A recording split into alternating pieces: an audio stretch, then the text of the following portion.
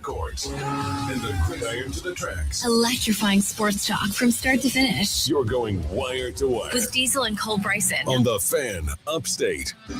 No timeouts left. They have to get it in. Harper lobs it inside. Castle hasn't lost it. That's it. It's over. The greatest comeback in NBA playoff history. The Knicks pull off the miracle comeback and lead it 3-1. Now 1 win away from a title. You know, people have been asking the question all day, Cole, epic comeback or epic choke job? I mean, the fact is it's both.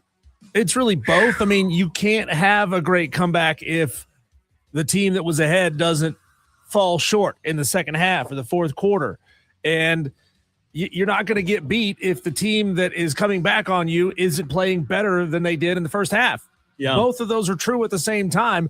But, oh, man, what a finish last night. And you know what? It's one of those events, Diesel, where you remember where you were when it happened. And I remember very vividly, and we'll get into this later in the show as well, because you asked the question this morning or last night, Diesel. You and I were texting back and forth about it.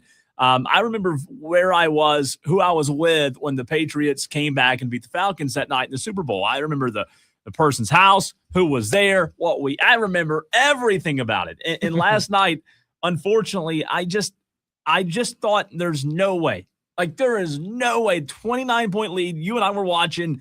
There's just no way that guy and Victor Wembanyama and that team allows a comeback. We saw New York inching, hit some shots, and you just sit there and you watch and you think, how does this happen?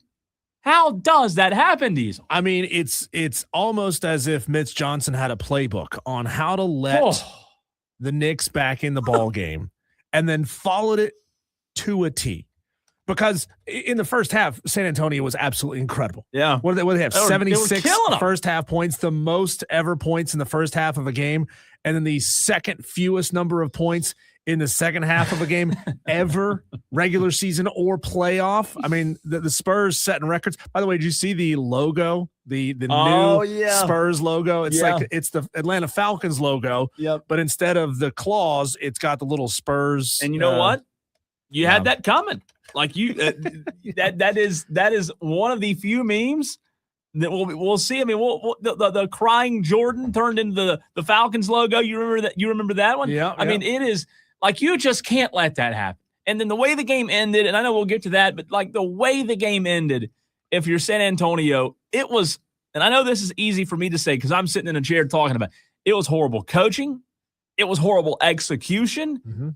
Everything about it, Diesel, every aspect of that game last night, the way it ended on the part of San Antonio was just god-awful. I put 95% of the blame on San Antonio. I say 95% choke job, 5% epic recovery by the Knicks, because the Knicks were awful in the first half also, right?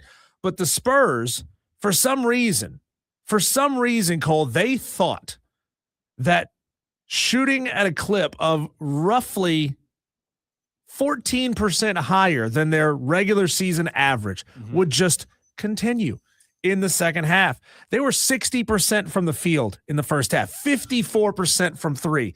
That is an ungodly number. It is. And you're going to win ball games most of the time if you can shoot at that kind of a level or anywhere close to that. And they made 14 threes in the first half.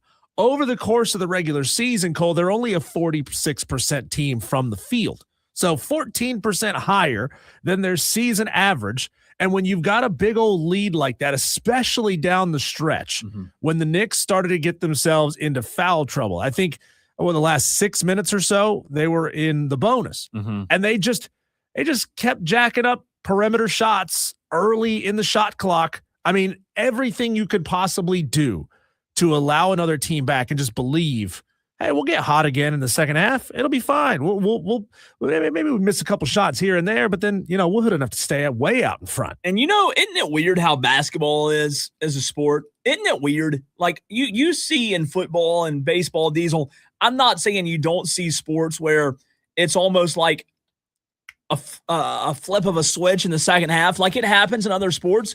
But isn't it weird how in basketball, more than any other sport, and we've talked about it a million times, how basketball is a game of runs. And the run that San Antonio went on in the first half, halftime, you almost felt like was a bad thing for them. You almost felt like it as a bad thing because it ended the momentum. Now, I don't believe most people at halftime that last night sat there and thought, oh, well, New York's still going to win the game. New York's still going to win the game. I would have loved to see what the live odds were, Diesel, on New York winning the game at the halftime break. If you would have put a little bit amount of money on that live odd during halftime, you would be a multimillionaire probably today. That's how bad the odds were for New York to win that game last night at halftime. My point being, in basketball, man, two different halves can almost be two different games. And that was two different games last night. So you go 75-25. I say it's 100%. Really? 100% on the Spurs. You have the basketball with 8 seconds to go, Diesel, and you're up 1 point with 8 seconds to go, and you go for a layup. And what's crazy about that is you missed a layup, they get the ball back and win. But let's say you make the layup. If he would have made the layup, Fox, if he would have made the layup, you're only up 3. You're only up still 1 possession. They can still tie the game. Why on earth are you trying to score up 1 point with 8 seconds to go? Fox runs the ball out, lets the air out, ball game over. You're tied up 2-2. I mean, that was embarrassing. And for Fox to be a veteran of this game, to not know that is egregious, right? I mean, in his post-game interview, he said, well, I thought if we go up 3, no, they have to hit a 3 to tie. Yeah, but there is some form of logic there. There's some form. It's bad logic. It's incorrect logic, but still there's some form of logic there that makes a teeny tiny bit of sense. And I understand, like, you're taught to score the basketball, right? Yeah. Like, that's what you're taught. And I understand that coaches may want you to, like, there are some coaches out there, Diesel, that may say, if you have the ability to score the basketball, I want you to score. I don't want to hold it. But guess what? Every situation in basketball is different. With 8 seconds to go and a 1 point lead, if he makes the layup, which he didn't, they can go down there and tie it, and you can still lose the game. Guess what? If you hold the ball, your percentages of losing that game go way down. That's all you had to do was hold the basketball. But for whatever reason, and then the putback shot that they're playing right now on ESPN, the missed shot that won the game for New York. Have you seen anything crazier than that? That was absurd. The ball barely touched his hand, and he got it to go in. It was absurd. Let's be real. Wemby should not be playing in the next game because Wemby got another flagrant foul last night. Yeah. He should have been assessed a flagrant foul for what he did in game 3. That would put him out. Yeah.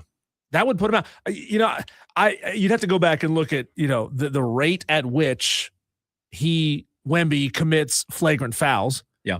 And maybe somebody at the league office said, hey, we have a strong feeling that he's going to commit another flagrant over the course of these next couple of games. If we go all the way to 7, he's going to commit another one. So we got to protect him as best we can. Now think about this, Cole. Even if Wemby, even if the Spurs win game number 5, if Wemby gets another foul, he's out for the rest of the series. Yeah. And there's no way. So yeah, if I'm New York, I'm baiting him. I'm in his head. I'm trying to rattle him. And it's funny is Wemby was the one saying, I'm in your head to I forget who it was. Mitchell Robinson, I think maybe. I'm in your head. And now he is one bad foul away from being out. And the reality of it now is, Diesel, guess what? I'm going to say it. Doesn't matter. Series is over. I don't know. I mean, going back to San Antonio, there's a chance. I think there's still a strong chance they keep this thing alive. But if it comes back to New York for game 6, there's no way. I mean, there's no way they're going to win 3 in a row. You know what's, and then we're going to get to this audio. I've got a couple of clips of audio in a second as well. What's frustrating, if you're a San Antonio Spurs fan, and by the way, Diesel, Brandon in Spartanburg, Tolo, Brandon in Spartanburg came by the show yesterday at Ingles. He got the $25 gift card. He's a Spurs fan. He said he's a big Spurs fan. And I told Brandon he needs to call in. How much therapy can you buy for a $25 gift card? Yeah, at Ingles. You know what's bad, what's sickening? What I was getting to is if you're a Spurs fan, what's really sickening is you could make the case that you've not only blown last night's game, you've blown the series. Oh, sure. Your best players blew it. And Diesel, like, your best players are supposed to win you the game. Wemby was unwilling to attack in game 1. He threw it off of Castle in game 2. Game 3, he played phenomenally. Last night, he blew it as well. Missed the free throws that would have iced the game. Yeah. Oh, by the way, 2 of them in a row, yes, right? 2 of them. Exactly. And how does that happen? Oh, another thing. He's tall enough. He can almost just reach out and drop it in. Coaching. I want to go back to the coaching for a second before we get to this audio. How do we not address the fact that early in those possessions last night in the second half, San Antonio was, you said it, jacking up threes? I mean, in what world does the coach, who is a NBA coach, not stop the game, call a timeout, and say, guys, quit jacking up threes 2 seconds into the shot clock? If you're hitting them, fine, do it. I don't care. If you're continuing at the same clip you did in the first half, fine. But you got almost a 30-point lead. Run some offense, chew into that shot clock a little bit. And maybe, just maybe, if you do that, Diesel, guess what happens? You get some better looks. Yeah. You weren't getting good looks, and you were just forcing the issue, forcing the envelope. It was horrible execution, horrible coaching, horrible game plan. I just think it was one of the worst. I mean, I just watched that game last night and I thought, what am I watching? Who's coaching this team? An AAU coach? Remember yesterday when we were talking about immaturity, and I said, I feel prophetic now, prophetic saying it now. I said that level of immaturity, it's unpredictable. You just don't know when it's going to show itself. And by God, it showed itself in the second half yesterday. It's like, what are you young coach, young stars, dumb mistakes, missed free throws, missed opportunities down the stretch, and you let a veteran team who is not as talented as you. And I'm not bagging on OG Anunoby. I'm not bagging on Karl Anthony Towns. I'm not bagging on Jalen Brunson. Yeah. But let's be real. Victor Wembanyama has more talent than those guys. Well, so to let a team that is, see, that's where the age and the poise comes in. You got a bunch of guys who have been in these situations before. Yeah.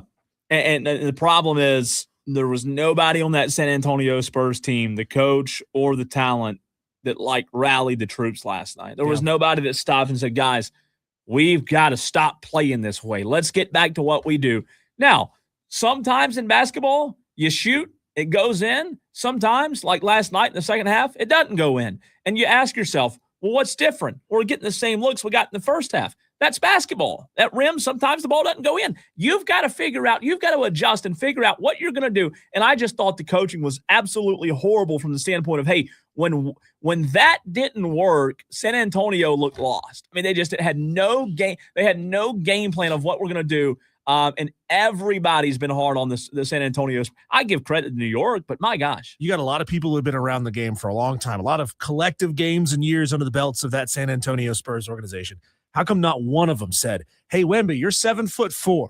Why don't you stand down there on the block and we'll get you the ball and you just dunk it over people. And if they foul you, guess what? You get to go to the line and score with the clock stopped. It was bad. Let's go to some audio. I've got 4 pieces of audio here. The first one, Charles Barkley. What does he think about De'Aaron Fox?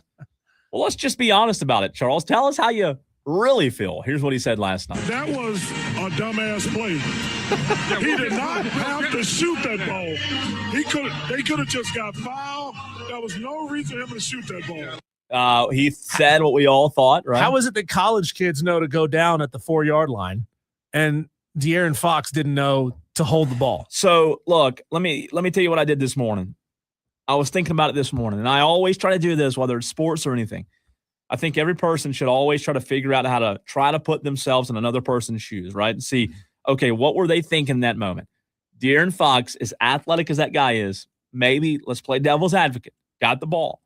He saw nobody in front of him. He had a trail behind him. He got baited into it. And he got baited, and he saw that big orange, yellowish goal, that rim, and he said, oh, I've made this play. There it is right there. You see, there's nobody. I've made this play 1,000,000 times. Now, there's a trail about 2.5 feet behind him, and the problem is OG has the angle on him, and you see the angle. Diesel, if also no foul called there. They could have called a foul on that. If OG is directly behind De'Aaron Fox, guess what? He doesn't come close to blocking it. He doesn't come close to missing it. But the fact that shot was now contended because he had the better angle, it was a terrible decision. I'm just thinking maybe he saw the rim and thought this was my opportunity. Combo of saw the rim, saw footsteps, opportunity to be a hero. Opportunity to close it out. Here was Wemby. When asked about De'Aaron Fox post-game, did he throw his teammate under the bus? So let's find out. De'Aaron goes for the layup against OG instead of dribbling the clock out. I wanted to get your thoughts on that particular possession. I fell on the floor. I couldn't really see. I don't know. I just saw the block. That was it. I mean, good on him for not throwing his team on the bus. A teammate, Yeah. I get it. Yeah. More from the, I want to say TNT crew, more from the crew last night. Charles, supposed to be Doug 2-1 arguing. San Antonio. If Victor Analytically, it could be 3-0. What the hell that mean? What do you mean it's supposed to be 2-1? It is what it is. If Victor Wembanyama didn't throw the ball off of the kid's back, then But he won did. that game. But hold on, let me finish my point. My point is that the Knicks don't strike any fear in their heart, so we knew they're going to come out. Yeah. You have to beat the system. That's my point. If you shut the hell up and listen, Well, you start making some sense. Talking about what I should make be. sense. You I don't know make no damn sense. I know what the hell the I'm- Knicks should not be up to. The Knicks are up 2-1. Don't matter what it should be. if Victor ain't throw that ball, Yeah. That was last night before the game. And I'll go back to that. A By second. the way, That's have you good heard Chuck is in trouble for his Cardi D's comment? stuff. That's And dumb. He's like begging or daring ESPN to fire That's him. so He's like, come on, dumb. fire me, man. I got 7 years left on my contract. I'm not going to work out all 7 of these years. No. But if you fire me now, you got to pay me for all 7. Why would they? I mean, come on. That's It's just the reason why they brought this so show dumb. on. And last one for you. Another analyst post game. Were they easy on the Spurs? Dumbest coach I've ever seen in my life. The dumbest. I don't even like using that word. The dumbest coaching. Like, there is zero excuse for an NBA coach for that to happen. He's a young coach. The dumbest. I'm I'm just going to say it saying. again. Dumb will get you beat more than smart will help you win. And De'Aaron Fox was abysmal. Like, he was throwing the ball, like, uninterested. I'm like, bro, what are you doing? I am dumbfounded by what the Spurs just did. I don't think he's too hard on them. I mean, I really don't. So- I think they deserve it. Here's the big question. When they go at the end of the series, if the Knicks close it out, and we all feel like they probably will. If the Knicks close it out, who should get the NBA Finals MVP? Should it be Jalen Brunson for being amazing in every game, I'll say or should De'Aaron it be Fox. Should it be OG Anunoby Yeah. for the tip in that swung the series? Well, it's hard because it definitely did swing the series. I equate it to the chase down block that LeBron had in Golden State that literally changed the series. You talk about those moments that define the series. Without that last night, who knows? Maybe it's tied 2-2. Maybe San Antonio goes on to win, right? And it goes 6 or 7. But the reality is Jalen Brunson's been consistent. He was good last night. Was he great? I mean, he had, what did he have last night? 36 points? Yeah, it's pretty good to me. So that's a tough one. Diesel, I think you have to give it to Brunson. OG Anunoby, though, they could build a statue outside of, they anywhere in New York. Oh, yeah. I mean, for what he did last night, that one play, he could have a statue built because when you talk about what that one play meant, it changed the game. And like you said, very well could have changed the series. Very true. Very true. Texter on the Joy Law Firm text line gets in Diesel from the 483 and says, Tolo, I'm pulling for the Knicks harder than anyone who's not a Knicks fan, but I don't think the series is over by any means. I mean, the Spurs have been the better team 80% or more of the series. They just can't finish. If they could finish, they could be up 3-1 right now or even swept. And that's what's interesting about basketball. A lot of people would disagree with that texter, Diesel, and say, no. The Knicks have been the better team. They won the game. There's a case to be made, the texter's point, that he could be right. 80, 70% of the time, guess what? The Spurs have been the better team, but the only thing that matters is what that scoreboard says at the end of the game. Start chanting scoreboard. Yeah, so scoreboard. I mean, that's why I go back to what I said. If you're a San Antonio Spurs fan, you're sick. I mean, you're just absolutely sick because you feel like you were just as good as they were and you had every chance to win this game, and you didn't. After all that, Cole, no reason whatsoever for New York fans to be throwing stuff at Wemby as he was getting off the team bus. They're throwing eggs at him. I mean, it's awful. The worst of the worst of these Knick fans are showing themselves, unfortunately. But hey, when it's been 53 years and you're a fan base that is as proud as the Knicks are, Knicks fan base are, I'm not surprised. No, it does make you think. New Yorkers are jerks. Come on, man. They are. There's no doubt. Diesel, let's transition. Let's talk college baseball. A good friend of the show. He's been joining us on a weekly basis the last couple of weeks. Andrew Rydell, College Baseball Central, College World Series this weekend. I mean, come on. Are you kidding me? Let's talk College World Series, college baseball with Andrew next.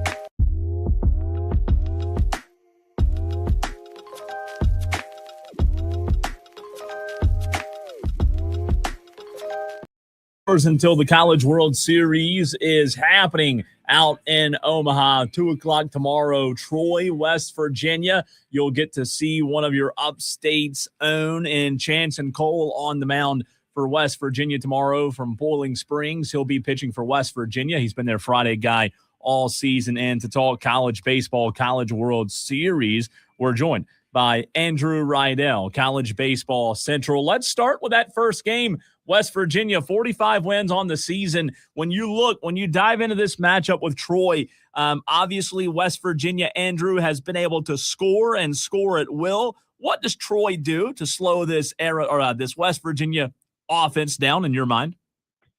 They're going to have to pitch it really well, and they've had that opportunity to pitch it very well down the stretch. Obviously, they've had their back against the wall since falling 0-1 in that Gainesville Regional.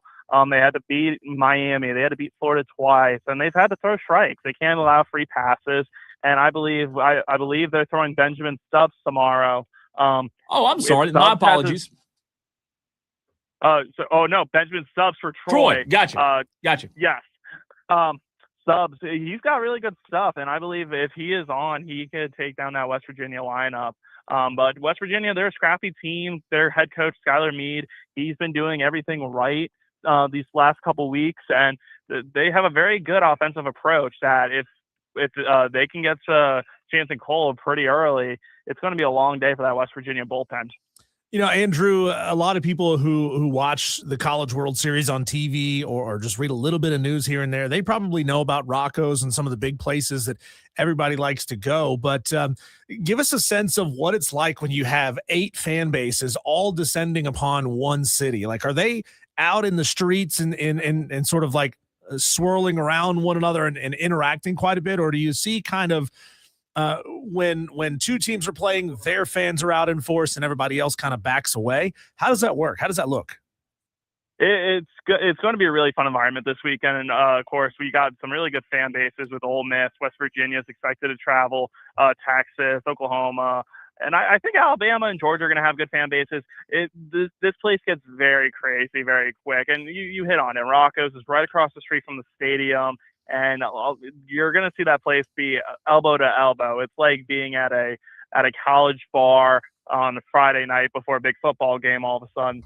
So it's a really fun time in Omaha, and it draws out a lot of fun people, and even the locals show up. And when I flew in last night, there's a palpable buzz in the area about how some fans were really excited to see teams like Troy, see some teams like Alabama, Georgia, Ole Miss.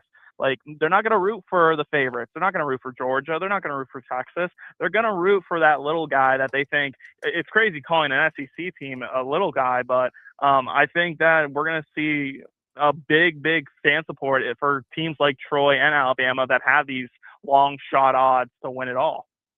Andrew Rydell, College Baseball Central. We're talking to him. He's live right now in Omaha at Charles Schwab. Let me ask you about the stadium, the park that you're at. Obviously, in baseball, most parks are pretty similar. Every park does play a little bit different, though.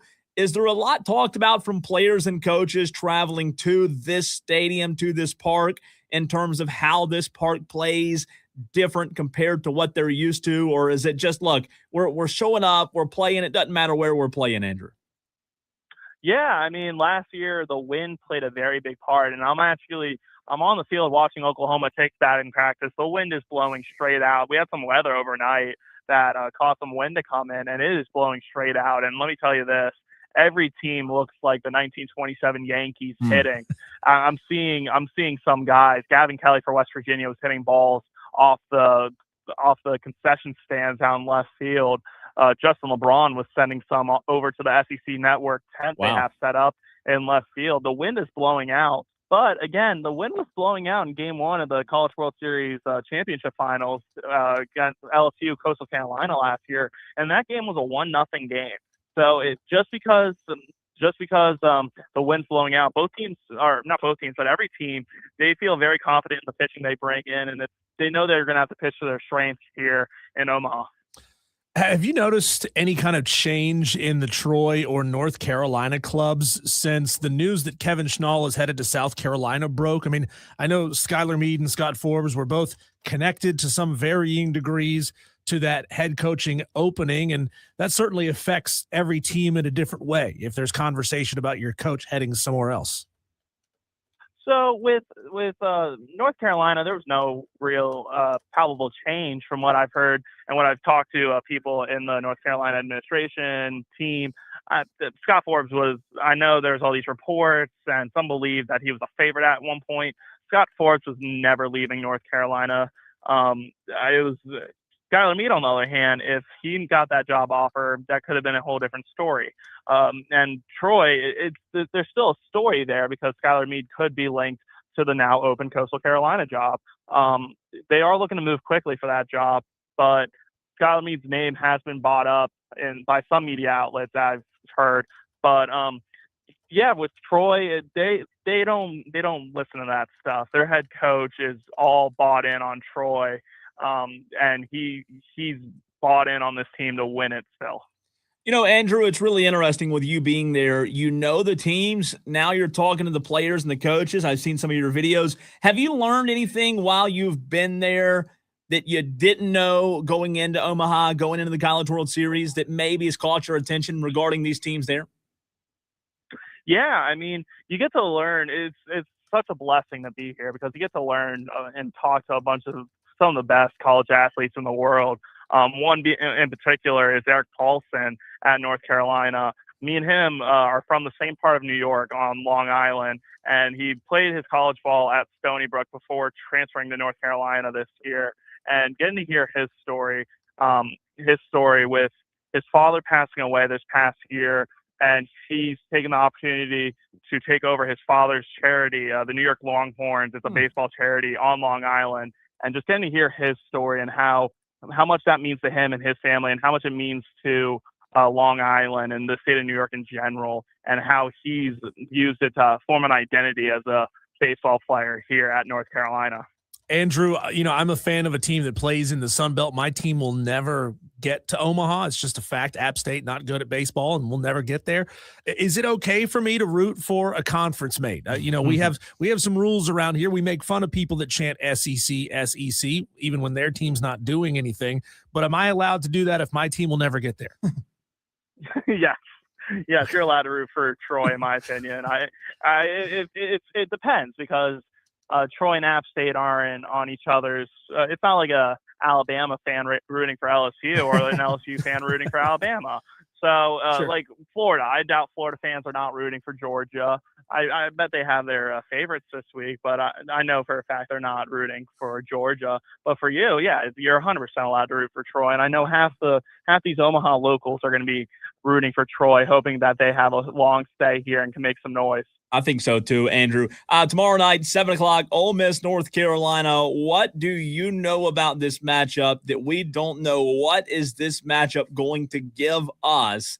When you talk about a 50-win North Carolina team, in football, we talk about it a lot, Andrew, with a game within the game. But with this one in particular, this one could be a lot of fun tomorrow night. What sticks out to you when it comes to Ole Miss and UNC?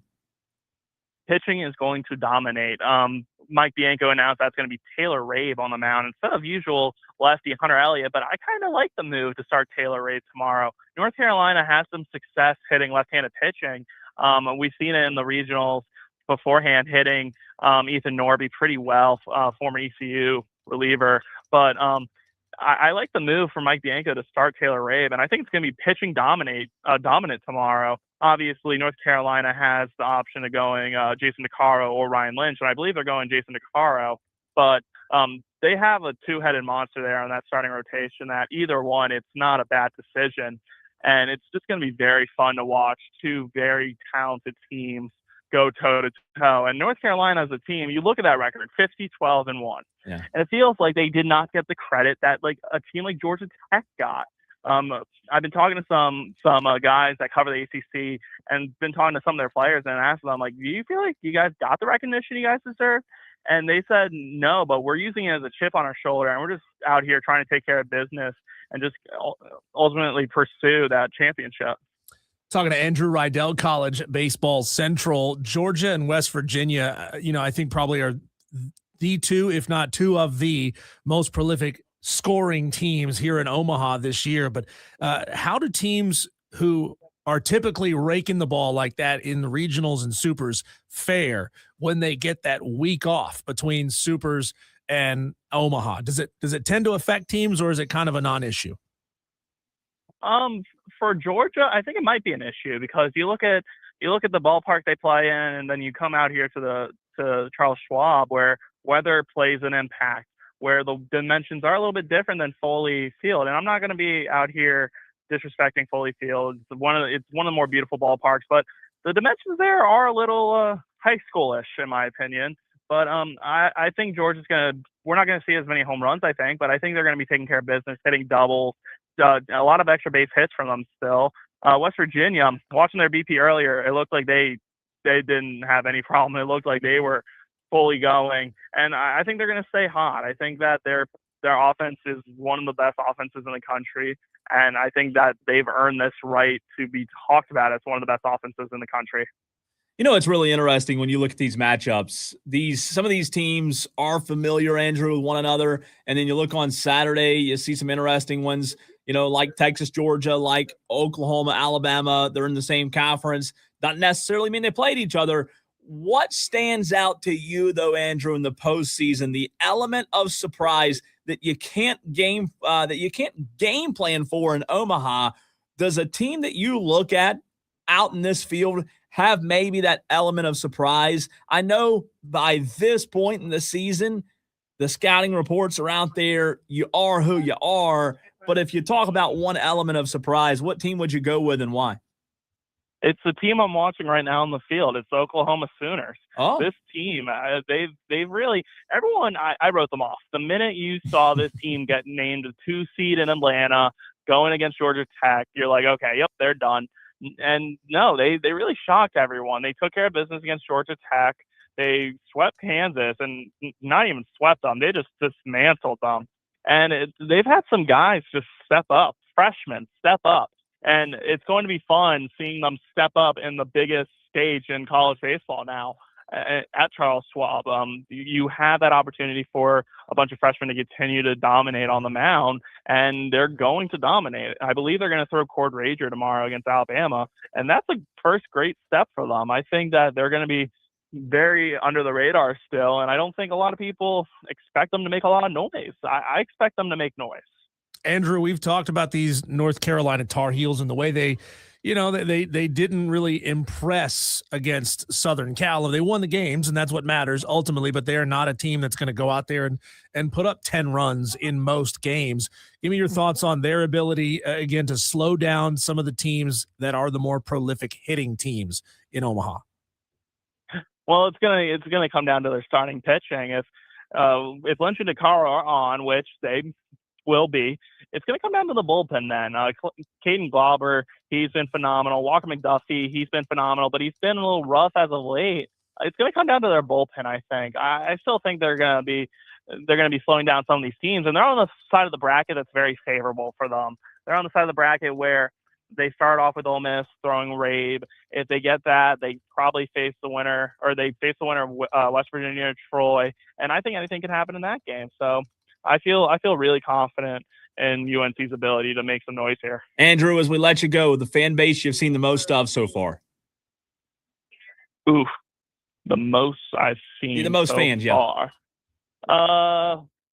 Let's go West Virginia. For 9:15 in the morning, they filled this place pretty well, actually. But I think we still got 3 more SEC teams to come in here. We still got Texas and Georgia to come in here. I think it's about to get even more packed when those two fan bases hit the field. Andrew, one more for our local fans here. Can you give us a sense? Can you project out into the future? How long will it take for South Carolina to get back to Omaha with Kevin Schnall as their head coach? How's 2027 for you? Wow, that's quick. Wow, that's real quick. Wow. Come on, are you serious? You're just pulling our leg, Andrew. No, I think Kevin Schnall is the right man for this job. He's bringing a staff that, I announced some of them yesterday, but Matt Williams is confirmed to come. They're waiting on possibly adding Chet Oxendine. If he doesn't get the Coastal Carolina job, I expect him to join the staff in Columbia. I really think this team is going to get turned around. The NIL budget is there. They're going to hit the portal hard. They're going to get an incoming freshman class. That is really good. You can blame Palmineri, Terry Rooney for all they did, but Terry Rooney is one heck of a recruiter, and the guys that are sticking around, they're gonna reap the benefits of it, and they're gonna be here in Omaha next year, in my opinion. I like it. Andrew, Great you're stuff. the best. Appreciate your time, and we will talk to you again soon. Thank you guys for having me on. Absolutely. Good stuff, Diesel. Andrew Rydell live on the field, literally standing on the dirt, watching batting practice of Oklahoma. How about that? Yeah, I'm He's got it surprised. made, doesn't he? Tom in Somerville, if you're listening, I'm sure you can find somewhere on his Twitter where you can Venmo him some money and tip him for saying y'all are going to be back here next year. That's crazy. Look, I'd say 2028, 2027. That's what, next year? yeah. In Omaha next year. Wow. Do they make the postseason next year? Maybe. Do they are they back in Omaha? And again, it's the portal era, man. You never know. No, there is no like, hey, we can get incrementally better next year, and maybe we can play in a regional, and that's the ceiling. No, I mean, anything could happen. Can you imagine how Gamecock fans would be if they went to Omaha in Kevin Schnall's first season? Like, they didn't even go to Omaha and Ray Tanner's first season. They'd be ready to give him a statue. Oh, already. They would be just already over the middle. Are you kidding me? That would be ridiculous. I don't know if Tom in Somerville would be unbearable. Is what he would be. Speaking of right? Kevin Schnall, Cole, he released a little hype video. Happy to be on campus in Columbia. We're going to play a little bit of that and react to it next.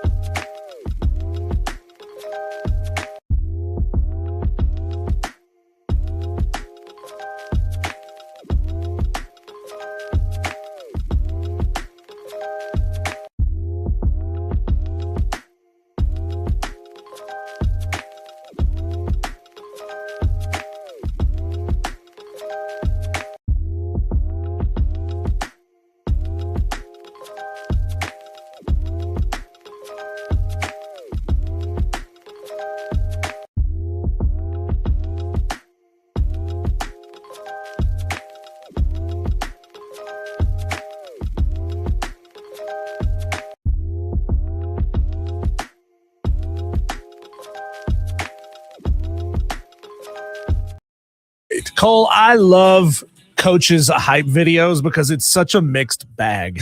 You never know what you're going to get. You may get Lane Kiffin at FAU, this hype video. Hey, Owl Nation. This is Coach Kiffin. What an exciting time. Next week is National Signing Day. Sounds so excited. Some of the best players in America. Yeah, you are. We need some of the best fans in America. So please join us next week for this exciting season. Come watch the Owls. Have a great year and a championship run, starting with you. Go Owls. Yeah, God, he's fired up. Real excited. I think somebody kicked his dog right before they hit record on that. Hey, Lane Kiffin. You could do it like that, or you could do it the way Coach Kevin Schnall did it as the brand newly announced baseball coach at South Carolina. Gamecock Nation, my name is Kevin Schnall, your new head baseball coach. You are such a valuable part of our success moving forward. We need you back in Founders Park to make this one of the most electric venues in college baseball. There you go. You know, it's got a good beat behind it. Yeah. He actually sounds like he wants to be there recording the video. Kevin Schnall for the win. No, I mean, he blew him out. He blew him out like the Spurs blew the Knicks out in the first half, you know. And look, he's going to win that one. That was a good little introduction. They need him. And we'll talk to John Whittle a little later in the show. Like, being back in that ballpark, having excitement, people don't realize how important that is, because the last few years, Diesel, I've been down there for games. It has been like a funeral, and they have not had that same environment that they once had.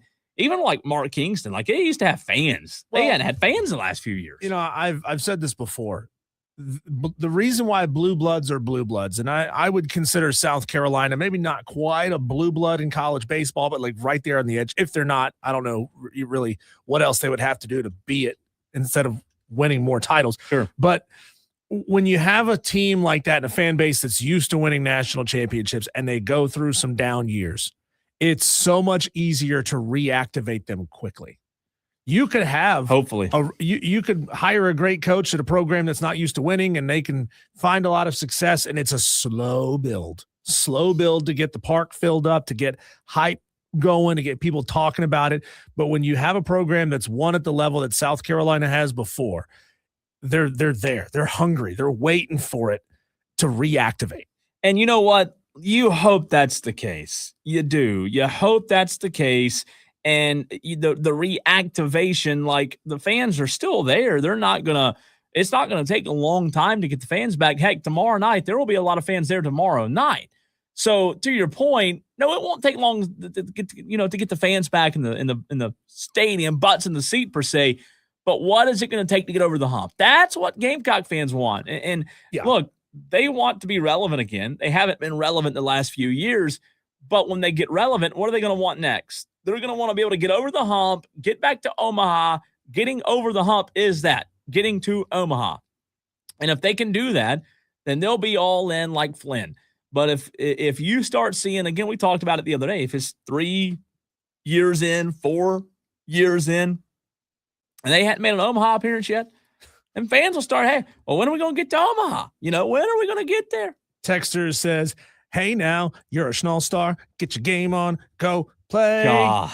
That's good. Schnall star. That's good. That's good. Schnall star. I like that. Should that be his walkout song when he comes out to do No, his speech? God, no. How about Cole, do you know, you probably don't know this band. They were called Accept, and they were this like German metal band in the 1980s. They had a song called Balls to the Wall. Why don't you come out and go, you get your schnalls to the wall, man. Or just a regular song. How about that? Come on. You got to use the pun. There's so many punny opportunities here. Yeah, it could be. None of them are any good, though. That's what makes them all great. Let's dive back into baseball, College World Series, Diesel. Let's do a little predictions. You and I putting on our prediction hats, trying to make a prediction on who advances. And, God, what's happened to the Atlanta freaking Braves the last 2 games? Do we have to talk about them? Feels like last year all over again. The Braves have lost 2 in a row. Time to hit the panic button, right? We'll get into it next.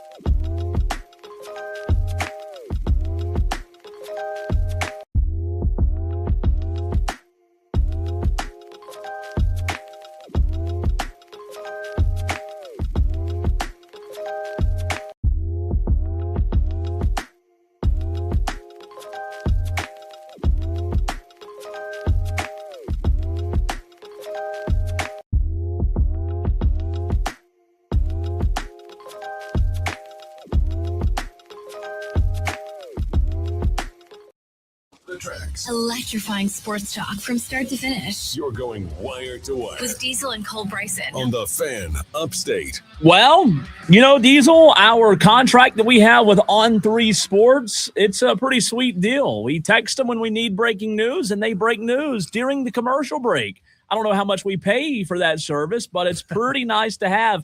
You just text breaking news to a certain number, and bam, breaking news in state. I'm kidding. Not kidding about the breaking news part. Here you go. Leading off hour number 2 with some big news, Diesel, from On3 Sports.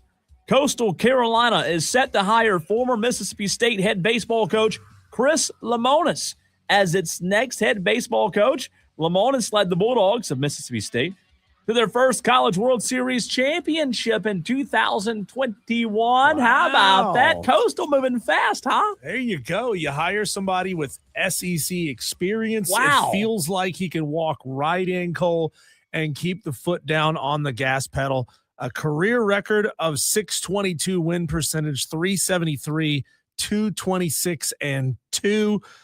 10 years at Indiana, 141 and 91. In his 4 seasons at Mississippi State, 232 and 135. Do you know, Diesel, Tolos, where Chris Lemonis grew up? The name sounds familiar. Myrtle Beach. Wow. South Carolina. A local. Coming which home. Is just around the corner. Just around the corner from Conway. Think how much they're going to save in hermit crabs endorsements and Confederate flag beach towels and boogie boards. He's already got all these things. He's already been to Waves. Right. He's already been to, what's the other one called? Wings. Waves, Wills, Sands, whatever, Castle. He played baseball at the Citadel right here in the state. So Chris Lemonis, a South Carolina guy. Now, he was born in Starkville, Mississippi, but they moved when he was young to Myrtle Beach, and he grew up in Myrtle Beach. And look, I think this for Coastal Carolina, we led the show yesterday talking about who they should hire. This is a home run hire. Huge. I mean, are you kidding me? It's huge. They could have taken a chance on somebody from a smaller school, smaller program, let them continue the rise up the ranks here. But they said, nah, we're Coastal Carolina. We don't have to do that. And what does that show? That shows that what we did, what we talked about yesterday on this show in the first segment is true. Because what did we discuss the entire first segment yesterday? What this Coastal Carolina job was, how big of a job it was, how good of a job. It's the best job in the conference. And not only is it the best job in the conference, it's one of the better jobs in the country. Getting Chris Lemonis is fantastic. Again, if you just tuned into the show a few minutes here into hour number 2, he's Diesel. I'm Cole Bryson. So good to be with you. But breaking news, very big news here locally. Chris Lemonis named the next head baseball coach at Coastal Carolina. Do you think, and I don't know this for a fact, but Diesel, ride with me on this ride or train for a little bit, will you? Get in and buckle up. And let's take a ride on this little ride that we're going to call Coastal Carolina Knew All Along. All right, you start going, on your favorite wooden train from your childhood. You start bumping along, and as soon as you start bumping along on this ride that we're on, Diesel, you and I strapped in beside each other. You know what you realize pretty quickly on this ride? Coastal Carolina's known all along. Coastal Carolina's been doing their homework. Yeah. They knew that Kevin Schnall was going to leave.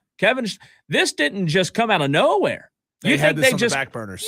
Yeah. You think they just called Chris Lemonis yesterday and said, hey, let's just go ahead and Kevin Schnall was just announced yesterday. Now, we knew a little bit earlier in the week, but I'm saying on this ride that I'm on, I'm saying there's no way Coastal Carolina hadn't known and planned about. Diesel, this has been in the works for maybe at least a week. Great job by Chance Miller. I think I would like to say, Cole, it's they don't talk about these things publicly until they're official. Sure. And maybe Chance Miller knew days ago that Kevin Schnall was going to leave. Maybe Kevin Schnall said, hey, Chance, I'm going to leave. I'm going to take this job. I want to give you time in advance while all these details are being worked out to give you an opportunity to start making your phone calls and find somebody that can take over this program behind me. And man, what a big time hire. Texter says, watch Lemonis at Coastal do better and end up being a better hire than Schnall at South Carolina. LOL, I see it coming a mile away. I hope not for the Gamecocks' sake. So for those Tolos, Diesel, that don't know a lot about Chris Lemonis, let's set the table. He grew up in Myrtle Beach, okay? Played college baseball, first baseman at the Citadel. By the way, they went to the World Series with Chris Lemonis on the team in 1990. How about that? He earned all SoCon honors, led the team in several offensive categories. Diesel Lemonis began his coaching career in 1995, 31 years ago, at the Citadel as an assistant, and he was there from 95 to 2006, a long time. During his time on staff, the Citadel qualified for the NCAA tournament 5 times, 7 All-Americans. He went to Louisville in 2017 to 2014. He was an assistant coach there. They made 7 NCAA tournament appearances, including the College World Series in 2007. And then in 2013, he won Assistant Coach of the Year honors. And then, you mentioned this a few minutes ago, first head coaching gig, Indiana. Google me. Indiana, 2015 to 2018, 141 wins you mentioned. And then he went to Mississippi State in 2019. They went to the College World Series in 2019.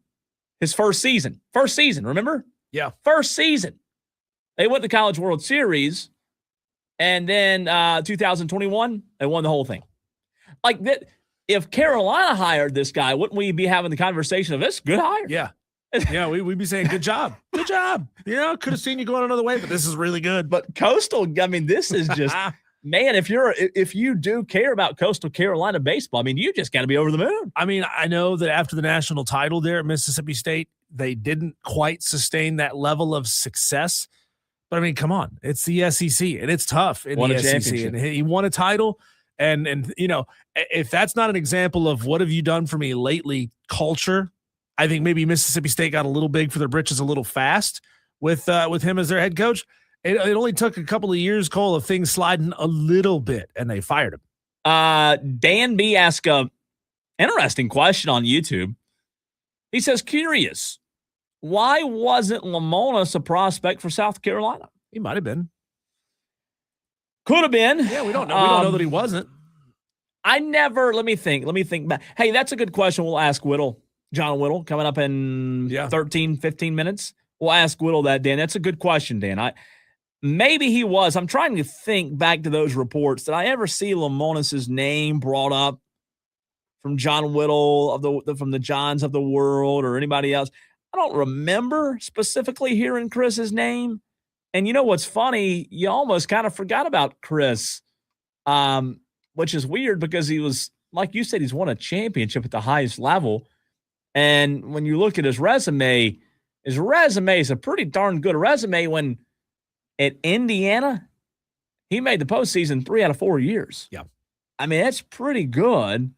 So I don't know if he was a candidate for the Gamecock job, but like I said, this is awesome. Making the postseason at a school, you got to come down south just to play on warm turf.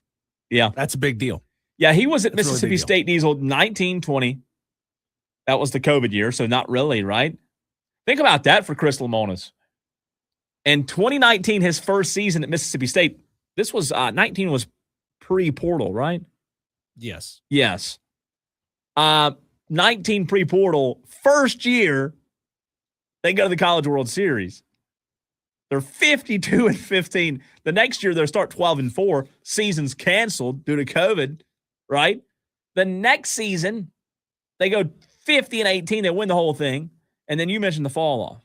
26-30, 27-26, kind of average, right? Yeah. 40-23, pretty good year in 2024. And then last year, 25-19. So, which those are records that a lot of schools would love to have. If your down years are still plus 500 years.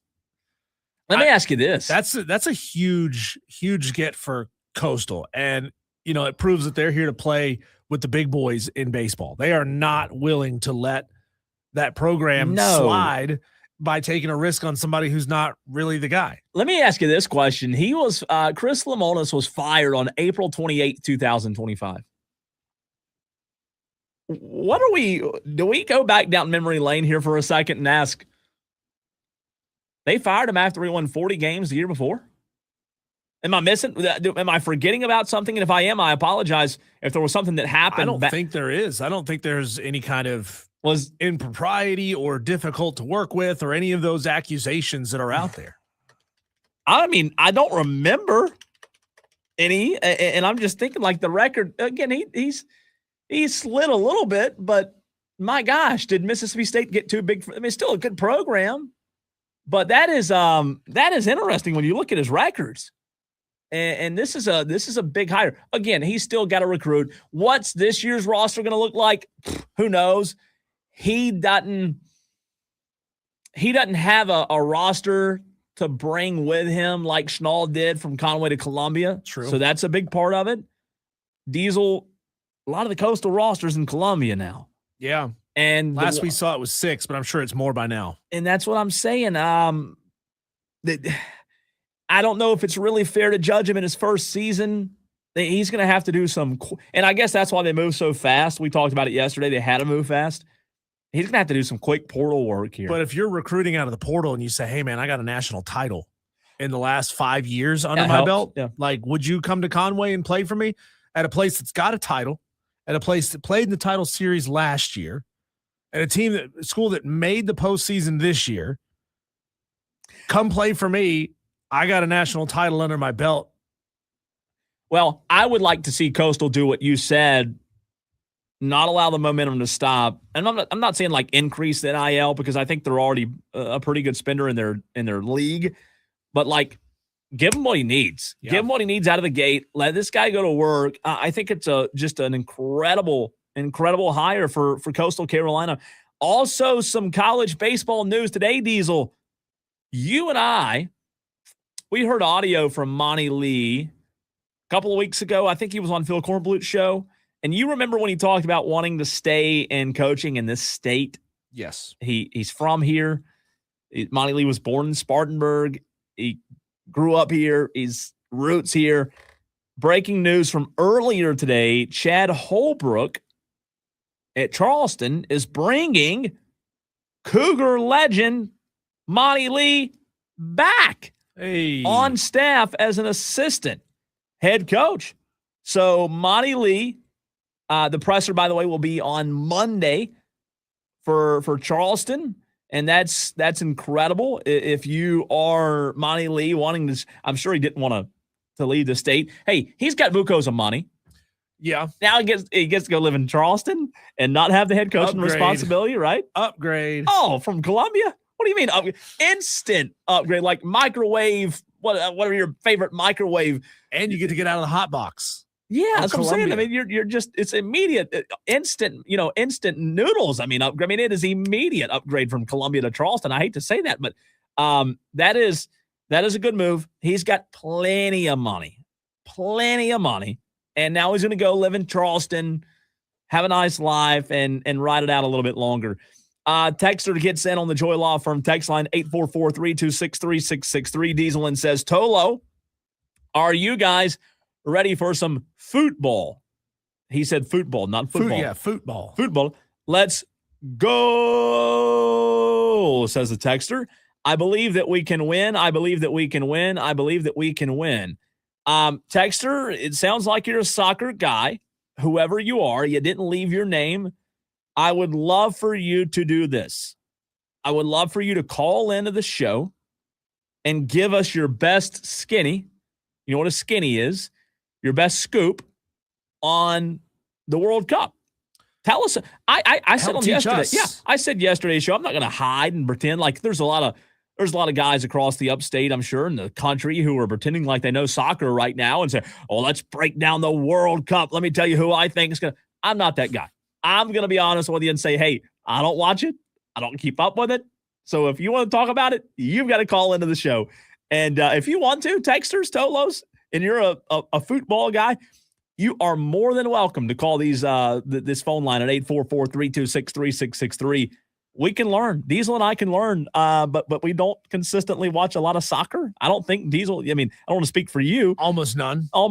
So first thing in the morning on a Saturday, I'm having my first cup of coffee. Bundesliga is on. I'll turn it on for like 5 minutes, and then like that's enough. What was the word you just said? Bundesliga. Is that what you call me when I'm not around? Yes, exactly. Bundesliga. Bundesliga. It's the German National League. Bundesliga. I'll tune in and watch it. Maybe that's the soccer. Logos. Hey, maybe that's the soccer we need to talk. And I don't know. This is a good segment maybe for tomorrow. How many of these team names I can pronounce? I mean, the countries. I mean, Bundesliga. I mean, I've never heard that in my life. Spain, it's La Liga. La Liga. I mean, I can pronounce La Liga, but can you pronounce English Premier League? English Premier League. I can do that. I just wonder. I mean, those are some. You get some weird names in there. I've never heard of them. What was the very first one again? Bundesliga. JB the OG Tolo says World Cup boring. He also says I'm ready for real football in August. Well, JB, what are you going to be doing for the next couple of months? Right? I mean, NBA championships almost over. NHL's almost over. You're not going to pay attention to like the biggest sport. I'm not saying like you got to dive in and paint your face and be the biggest fan in the world, but it's World Cup soccer and it's in our country. I'm the same way. I can't do it. I can't get into it. Steven, I don't know if it's Steven Webb or another Steven. Steven, who texted in, has called the show. Steven, is this you? Yeah, Steven Webb. What's up, soccer Steven Webb? What's up, guys? And no, I just wanted to call in. It's pretty important because in our lifetime, there may be, if we're lucky, 2 World Cups on U.S. soil in our lifetime. So this is kind of historic to have it here. And unfortunately, nobody can afford to go to the games because just like all the rest of the series, whether it be the Knicks playoff games or whatever, we're priced out by these big companies and FIFA themselves. However, today Mexico was playing South Africa. They're leading 1-0 over them right now. The game's on now.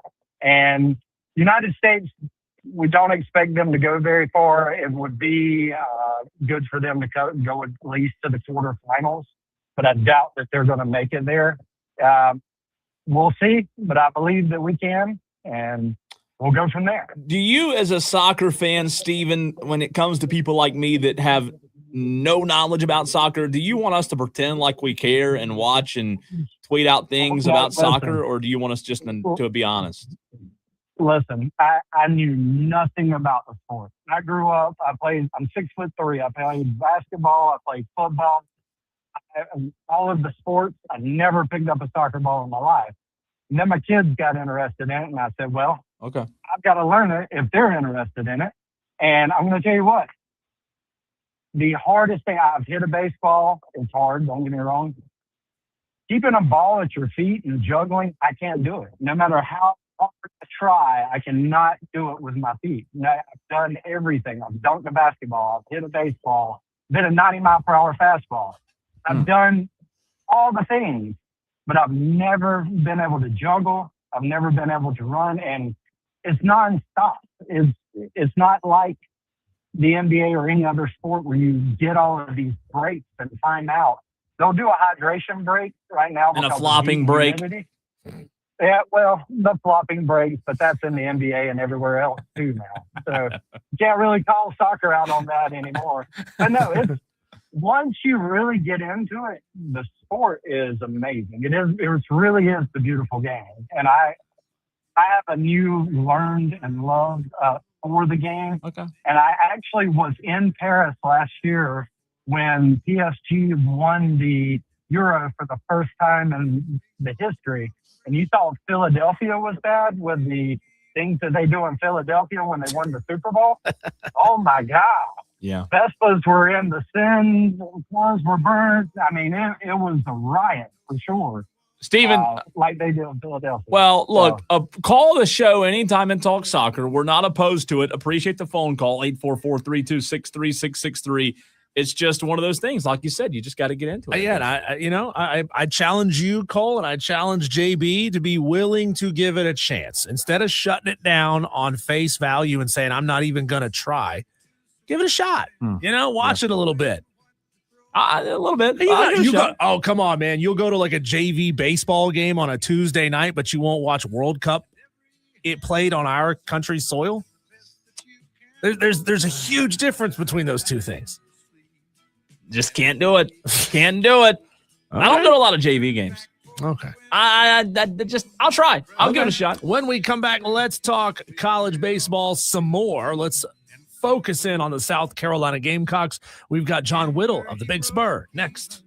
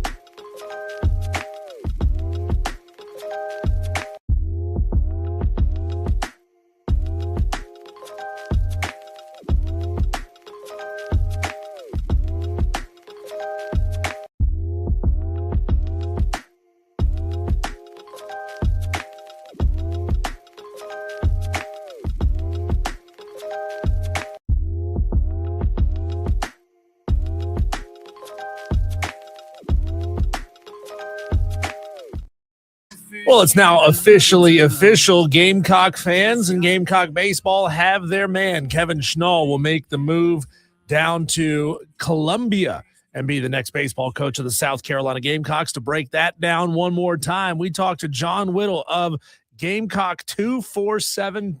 John, welcome to the show. Yesterday, we knew of at least 5 coaches and 6 players who were coming with Kevin Schnall. To this point, do we know any more about more coaches or more players that you would expect to come with him? Well, I don't know who y'all have talked about, but I can tell you that there are, I believe it's, let me count, 1, 2, 3, 4, 5. I think it's 6 players who are coming from Coastal, and a slew of staff members. Wow. And that's a good thing. Let me ask you this, John, for those Gamecock fans in the upstate. It's 7. I'm sorry, it's 7 players from Coastal who are coming. Okay. For those Gamecock fans in the upstate that did not follow Coastal much this season, those players that are making their way up to Columbia, John, with Kevin Schnall, what do you think the biggest win is? I mean, obviously you want to bring your guys with you, but are these guys, for those that don't know, are they immediate impact kind of guys in your opinion? For sure. These are guys who they feel like can play at this level and contribute on this team immediately. You know, they're leaving a bunch of players behind. There's really only one more guy who they're sort of actively recruiting or actively want from that team. So when you consider, you know, a team of 35 guys and you want to bring 8, I mean, that's not a huge number. That's a lot you're leaving behind. So yes, they do feel good about these guys coming in and being able to play in the SEC. Like, you look at some of the numbers, and there's a couple of guys who they're leaving behind who have really good numbers, but they don't feel like that talent would translate to the SEC in terms of, you know, one with being a pitcher.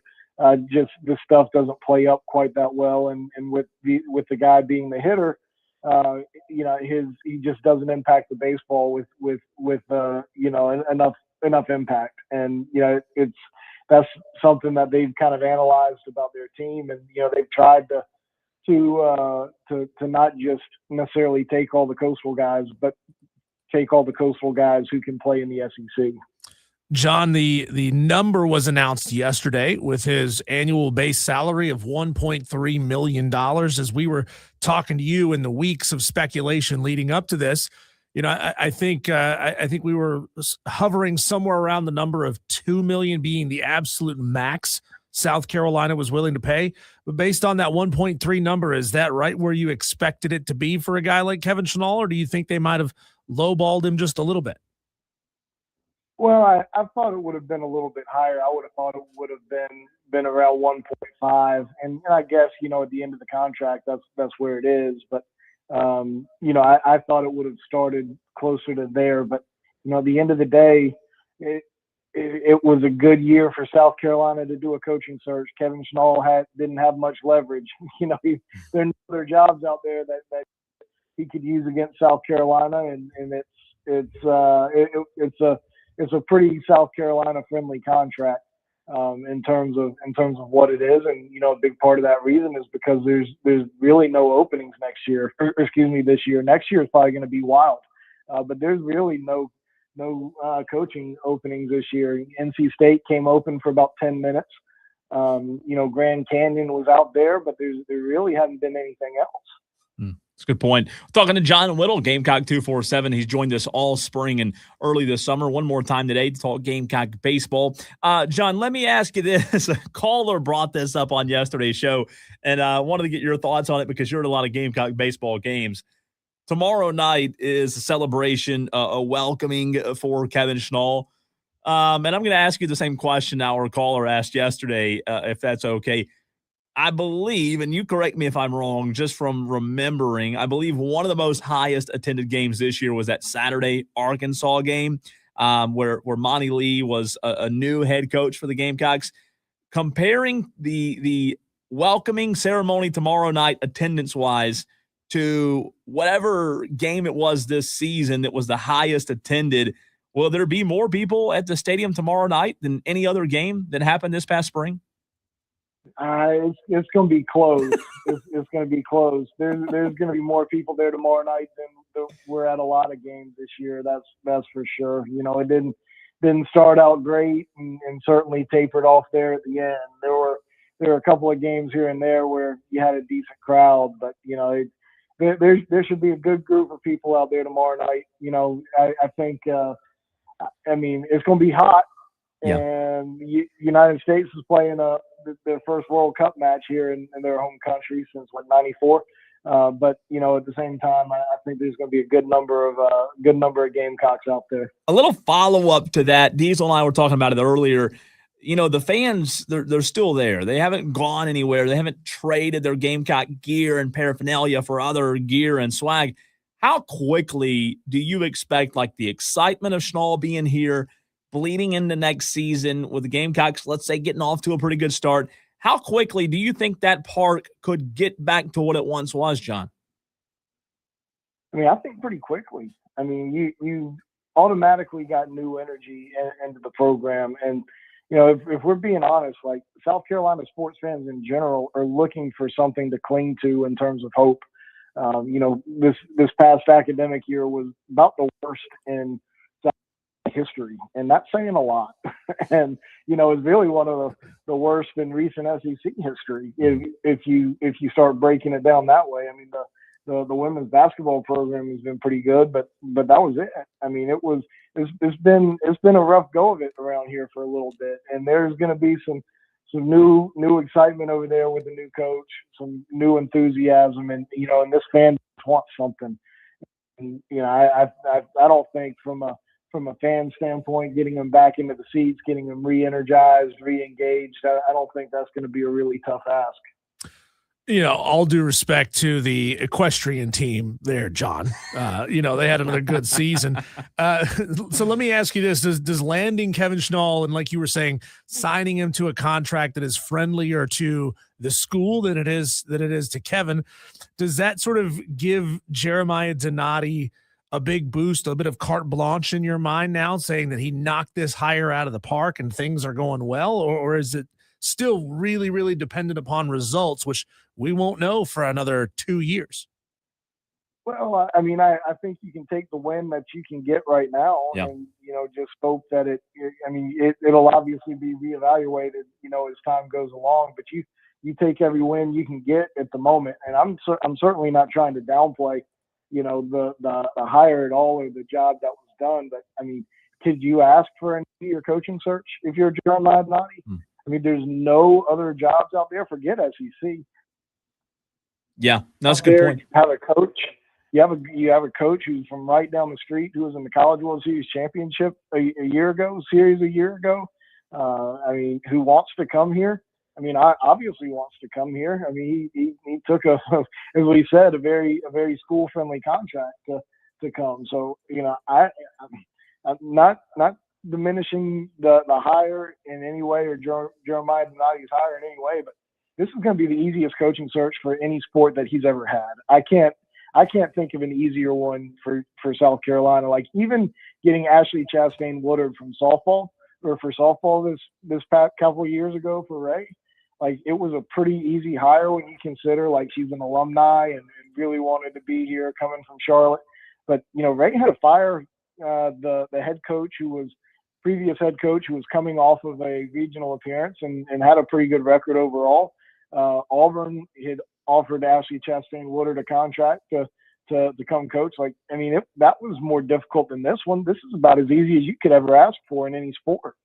No, I agree with you on that, John. Let me ask you this. Throughout the process, have you guys, the insiders, learned, was it Schnall all along, even though Gamecock fans were a little impatient in terms of how long it took?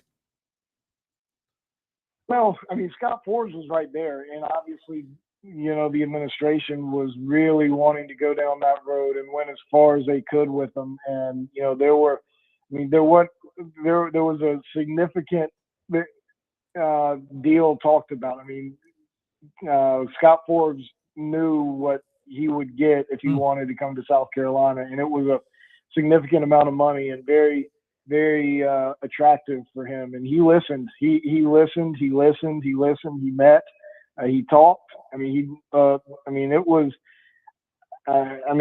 Obviously, with South Carolina waiting as they did, I mean, I don't want to say that Schnall was number 2 choice, but it certainly looks like Scott Forbes was number 1. I know that's semantics, but so I think it was ultimately a 2-horse race because South Carolina was very, very confident that Kevin would take the job. But he was always a leader. I don't know if he was always the leader. I mean, I thought he was the leader for the longest time, but I didn't think Scott Forbes, after he agreed to that contract extension, was really in play. But he was never really out of it, and until the Monday after the Super Regional. John, I know Twitter is what Twitter is, and it almost always goes to a negative place. But I mean, I've read a lot of really visceral comments from Coastal Carolina fans who are upset at Kevin Schnall for taking this job. I mean, what would you say to them? When South Carolina comes calling, you got to pick up the phone.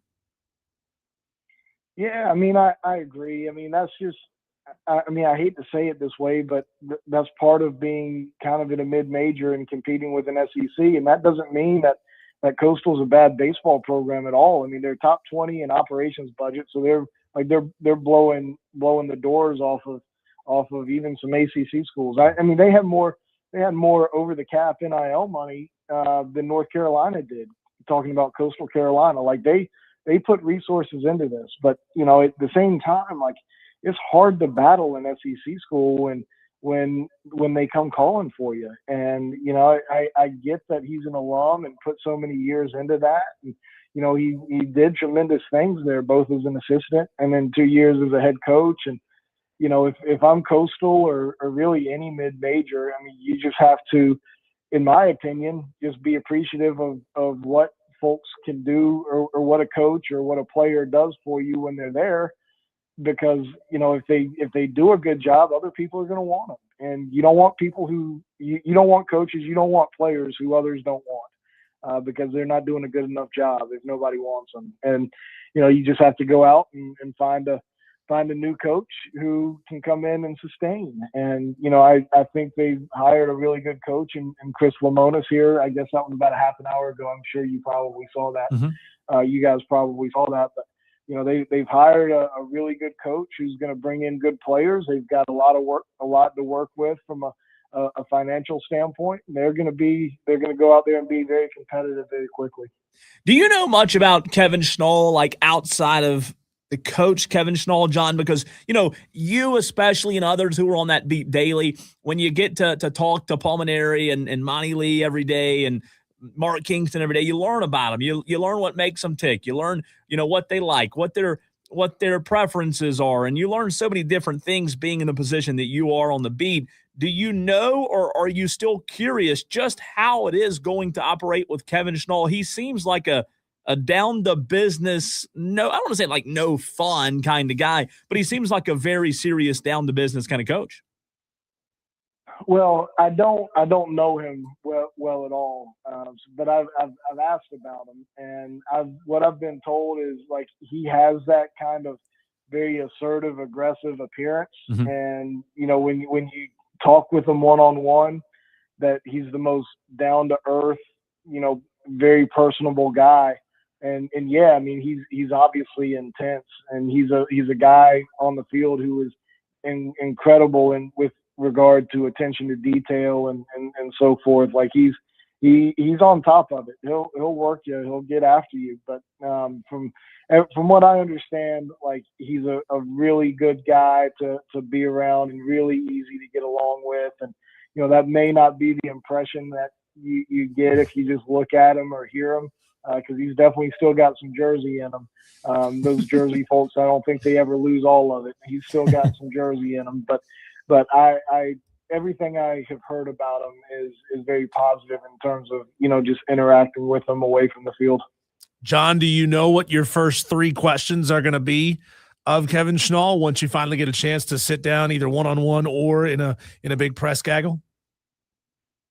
I haven't really thought about it too much. I mean, I do want to nail down, some things about the plan offensively for what South Carolina is going to be and how much he tweaks it from Coastal. I mean, Coastal are always kind of near the top of the country, forget the conference, but near the top of the country in sacrifice bunts, for example, and that's not something that you typically see, especially at SEC schools. I mean, Kentucky does a lot of it, but Coastal had a lot more than Kentucky did this past season. So, like, how much does that change and alter what you want to do? And I know with certainty that they're still going to bunt, they're still going to hit and run, they're still going to move base runners and pressure the defense. They're going to try to manipulate you in terms of what they do offensively, try to manipulate your defense and open up a hole or bring you in and then hit it by you. And that's not something that's going to change too much. But I mean, the biggest thing for me is learning how, if anything, he's going to adjust from coming from Coastal into the Southeastern Conference into South Carolina. No, that's a great question. We've talked about that as well. John, great stuff. We really appreciate you taking time all season long to talk with us, and perfect way to end our time together with Carolina having a new head ball coach and on the baseball diamond. And we will talk to you again real soon. And hopefully for the Gamecock's sake, this one works out. Sounds good. Appreciate you guys. John Whittle, Gamecock 247. You heard him all season long right here on the Fan Upstate. One of the most plugged in insiders when it comes to Gamecock baseball. So we always appreciate his time. You know what I find interesting about that as we run to a break? Was Kevin Schnall choice number 2? Choice number 2 compared to the sitting North Carolina baseball coach.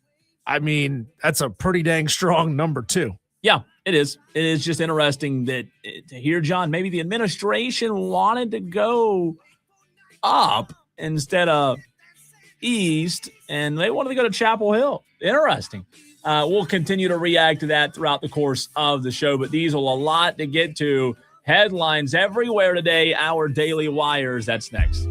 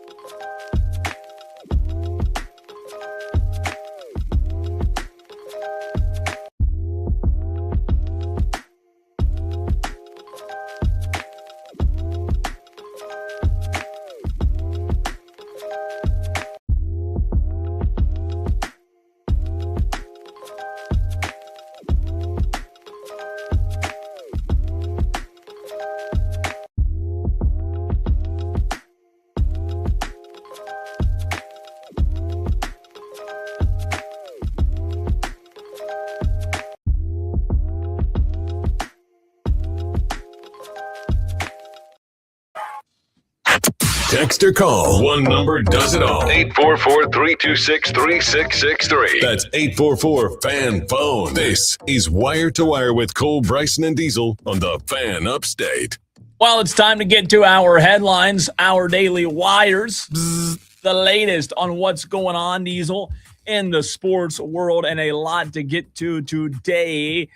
29-point deficit, no problem, no issue for the New York Knicks. New York defeated San Antonio on Wednesday night to take a 3-1, commanding 3-1 lead in the NBA Finals. Final scores 107-106, 29-point deficit. Are you kidding me? It was fantastic, Cole. It Embarrassing. was here was the final call of the ending of that game. It was so good. Jalen Brunson, allow him to operate at the top. 101. Brunson gets it, fires up a three. Shot no good. The chip, it's gone. It's gone. It's gone. With 1.2 remaining. Knicks take the lead. OG Anunoby, and it's 107-106. That's a great call. Yeah. Great call and a great play. The tip in. How about that? Not great. The Atlanta Braves. Yeah, I'm down on the Braves right now. It's all Ronnie's fault. It's over. It's a great season. It was fun. The Braves have now lost 2 games in a row as they dropped Game 2 to Chicago on Wednesday, 2-1. Atlanta managed just 1 run on 7 hits with Jorge Mateo scoring on a Chicago error. Chris Sale threw 5 and 6 strikeouts. I looked at Chris Sale's last 4 starts this morning. Chris Sale reminds me of Julio Teheran, if you're a Braves fan. Why? He's not getting any run support. None. They're not scoring runs when Chris Sale's pitching lately. I don't know what's going on, but we'll see. Braves trying to avoid the sweep tonight. Martin Perez on the mound. Braves are 45-23, 8-game lead in the East. It's going to go to 8 to 7 to 6 to 5. It's just it's done. Don't put that Mets misery on the Atlanta Braves. It's just awful. It really is. The Chiefs are adding 2 years to Patrick Mahomes' contract and a reworked contract that ties him to Kansas City through 2033 at a value of, take my shoes off, $504.75 million. Oh, my. Is that a lot of money? Oh, my. $500 million. $500 million. $500 million. In our lifetime, Cole, will we see someone sign $1 billion contract? Yeah, probably. In football? Probably. I don't even know what Shohei Ohtani's contract is. I'm sure it's enormous. But will we see $1 billion contract? That's ridiculous. It's a value, by the way, that makes it the first NFL deal valued at over $500 million. Equity Sports CEO Chris Cavett and Chiefs General Manager Brett Veach and his staff put the finishing touches on the landmark agreement Wednesday. Ohtani's deal is worth $700 million. So we're getting close. We're going to see $1 billion contract. Oh, boy. In Philadelphia, Eagles quarterback Jalen Hurts addressed the A.J. Brown trade for the first time since it became official on Wednesday, briefly focusing on what they achieved during their 4 years together before spinning things forward. Hurts said, "You come into it and you have a sense of pride in how it began and definitely what we were able to do or accomplish," he said. "Nothing can take that away for the great things that we did. Now it's time to focus on achieving great things with this new iteration of the team. Keeping it positive," is Jalen Hurts. In Ohio, Cleveland Browns quarterback Deshaun Watson said Wednesday it's very important to get an opportunity to start again after a pair of Achilles surgeries that have sidelined him since October 2024. Watson spoke to local reporters after Cleveland's second day of mandatory minicamp, marking his first comments since he ruptured his right Achilles tendon on October 20th of 2024. Watson said, Diesel, "I think each and every person that walks into the locker room should have the mindset that you want to start in this league. That's why we show up each and every day, to be able to go out there and be able to perform on Sundays or whatever that day is. So, yeah, it's definitely the main focus of why I work hard to be able to come back," says Watson. How about making that kind of money and never having to talk to the media? I was just thinking, like, when's the last time that guy saw the field? I mean, my gosh, it's been a long time. With the series tied 2-2, Diesel, guess what? Game 4 Stanley Cup Finals tonight, 8 o'clock p.m. Are you kidding me? In Raleigh, right here. Maybe you should go up to the game, Diesel. Just catch a train, a little quick train ride up there. How about that? Can I borrow your chopper? Yeah, let me text the pilot. Hold on. What time do you want it here? I'll be ready to go at 7:02. Okay, I just texted him. Pick You're me good. up from the parking lot. Roof. Yes. He comes to the roof. Oh, you got to go enough. up top. I didn't even know there was a helipad up there. Yeah. Well, keep it quiet. Brandon Boosie is expected to be in goal for Carolina. Is that a good thing? I mean, he started the majority of the season for Carolina, went out. Freddie Anderson came in, was incredible throughout the playoffs, and then he started to suck against Vegas, and they had to bench him and switch him again. Last one for you. Golf Digest reporting that we'll dive into this later in the show. Phil Mickelson no longer a member of the Farms Golf Club following allegations involving a non-consensual, inappropriate contact with a female employee at the club. Mickelson was reportedly removed from the course mid-round and asked to leave the property. Wow, being that security guard, walking out to the 12th saying, "Excuse me, Phil. Yeah. You got to go. It's private property, You got to go. You're no longer a member." Can you believe that? Can you Unbelievable. believe that? I tell you what. Tolos, we got a lot to get to, and I know you got some grievances that you want to air, something that you want to talk about. Call into the show in the very next segment. It's our weekly Tolo Takeover next.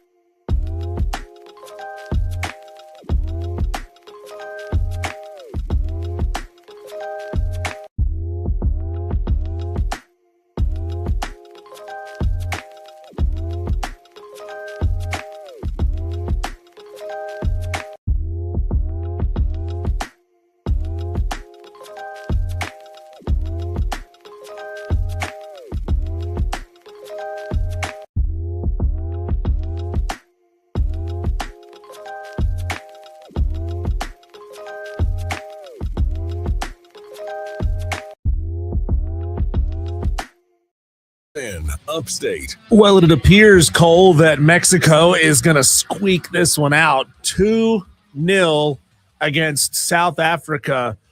And we're coming up on the 94th minute with about 3 more minutes to play before this one is in the books. So they play 97 minutes? Well, they play 90. 90. And then they've added 7 minutes of stoppage time. See, that's one of those things I'll have to learn. Yeah, well, anytime player goes down, anytime player flops, they add a couple minutes to the clock. Maybe that's a segment for tomorrow. How many rules do I know of soccer? Okay, I now know you play 90 minutes. Yeah. I do know what offsides is. I'll give you that. Yeah, I know that's an easy rule, right? Doing better than some. You don't say 2-0. You say 2-0. Yeah, you say 0. I don't know why. What? Yeah. There's a reason behind it, right? What happens, Cole, and we just saw this on screen. What happens when a player is issued a red card? Oh, he's done. Out of the game. And one more important thing happens. It's like a penalty, like one less player. Correct. Yeah. Correctamundo. It's very similar to hockey in that way, right? Yeah. You are not allowed to substitute for them, but for whatever reason, and granted, I haven't been paying attention to this game. We just turned it on not long ago. That's a good one, man. It's a good game. For whatever reason, South Africa is down to 9 players, and Mexico's down to 10. So for maybe they were issued 2 red cards. I don't know. I know it's a Tolo takeover, but what if I just start pretending like I know soccer and just start talking to analyzing it? That's a good game. I mean, look at me. It's been a good. How long? I mean, how long can I go right here? I mean, it's a good game. Mexico's do a up little play-by-play. Oh, you want me to do? No, I don't even know who's who. What team is Mexico's one's yellow, and green, and then one's pink and one's green? No, they're not pink. The shoes. What do the they call goalie? Shoes? What do they call shoes? Zapatos. No, that's boots. Spanish. They call them boots. Call them soccer boots. That is Spanish. That's Spanish. I don't know. I don't know why the goalie is in pink. I mean, obviously the goalie wears a different color to identify the goalie compared to other players on the field. Yeah. But why that goalie chooses to wear pink, I don't know. And you said Mexico is green. Mexico's in green. And who's the other team? South Africa. RSA, the Republic of South Africa. Okay. Yeah. I'm gonna try. I'll try to have it on the studio. I'm right now being forced to watch it, and I'm gonna give it a shot. Forced, like I'm waterboarding you and I tied you down to the chair. I'm gonna give it a shot. I wanna. I don't want to be the guy that says, no, I'm not gonna watch. There you go. So I'm gonna give it a shot. I'm gonna even Google right now. I'll tell you what. While our Tolos get in line for the Tolo takeover, 844-326-3663. World Cup schedule. So I need to have a schedule up. We're hosting a sports show. Yeah. How dare you, Cole?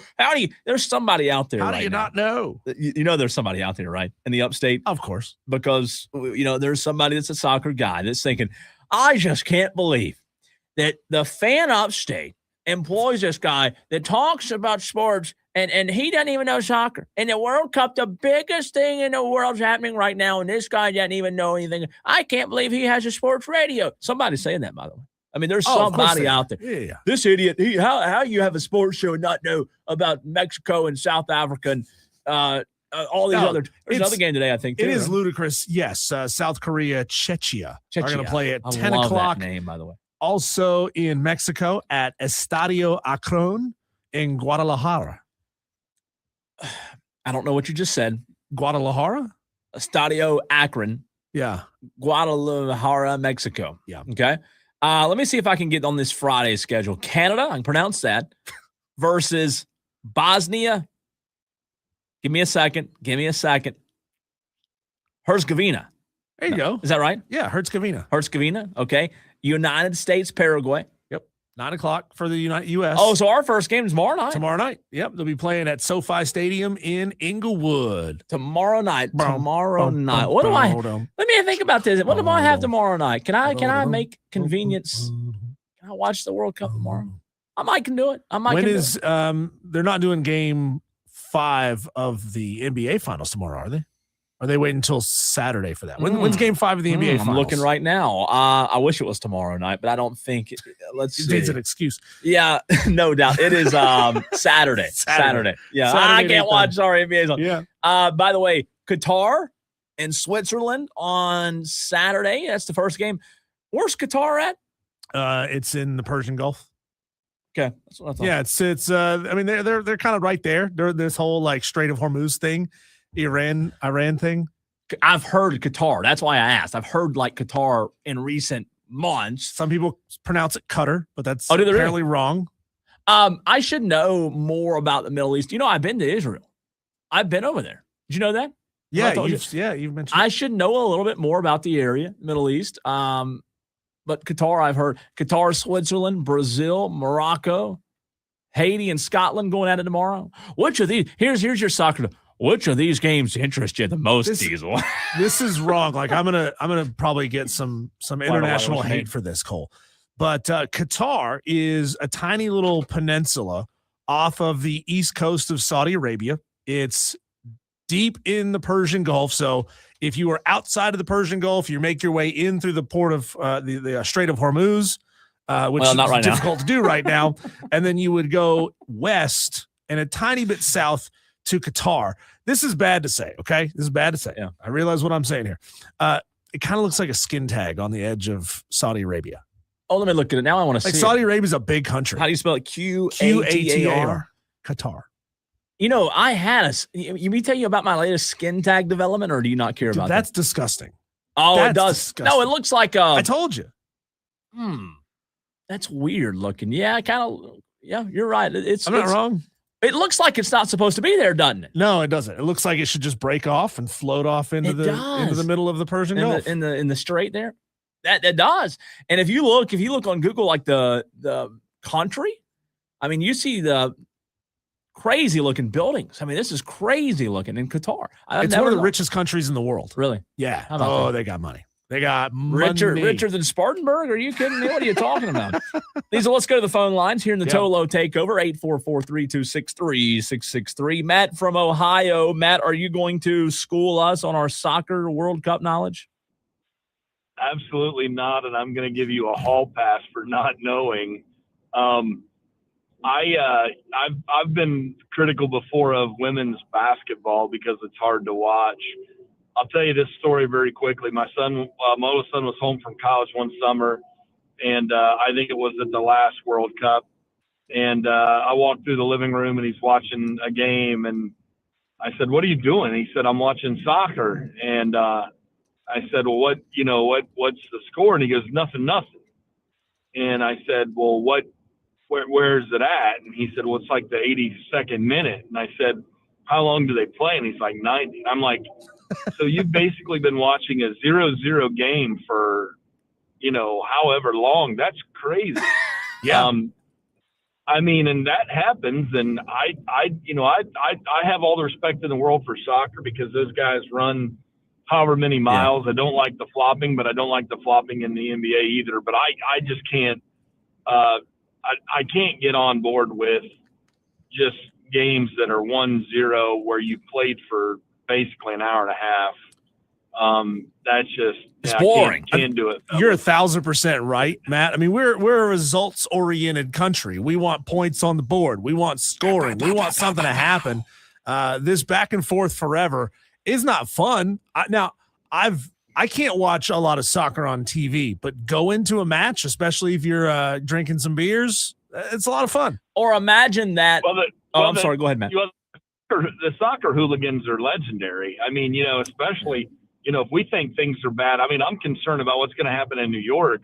I mean, soccer fans in Europe take that to a whole nother level typically. Yeah, they do. 6 to 8 miles, by the way, is the average distance a soccer player runs during a game. That's about how much you and I run while we're on the air. No, yeah. Real quick, too, on Nicholson. I have a buddy that's kind of close, and I don't want to divulge sources here, but he's connected to the PGA Tour, and nothing surprises me about Nicholson. When Nicholson was first on tour, he was kind of a little pudgy, and the guys on tour used to say of Phil Mickelson that his wife had a fake chest but a real personality. They used a different word, but they said Mickelson had a real chest and a fake personality. That was from some guys on tour that I, again, through a mutual friend, had a connection with. Wow. The dude's got issues, and I mean, when you start to look at the composites, I mean, kind of have to do the same thing like we do with Tiger. If it's one incident, okay, guy had a bad day. 2, okay, whatever, when it's 10, and some of the stuff that Mickelson's been involved in with the gambling and now this, I mean, I think it's, kind of time to say, kind of like Tiger, just not a real good dude. Might be right, Matt. Always appreciate the phone call. From you, Matt. Matt from Ohio at 844-326-3663. Let's go to the phone lines again, Cole. And Tom, are your feet hurting from all the dancing you've been doing since Kevin Schnall was announced as your next head baseball coach? Well, I'm not dancing anymore. I watched that program that they put on SEC Network last night, releasing the game time windows, and South Carolina got absolutely screwed. Oh, here we go. I mean, it's too hot in Columbia. It's too hot. Can't go to the game. Too hot. No, you look at some of these teams like little old Kentucky, as bad as they've been.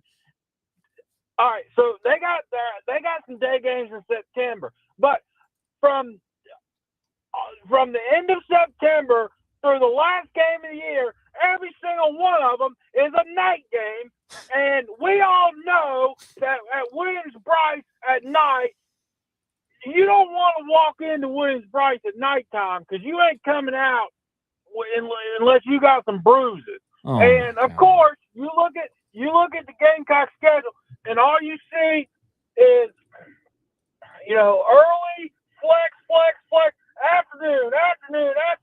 This is outrageous. You know why it's happening, Tom? Because South Carolina football hadn't won a damn thing in years. You get the crappy time slot until you're worth a damn.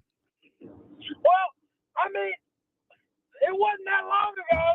We won 11 games in a row, 3 straight years. How long ago was that, by the way? Like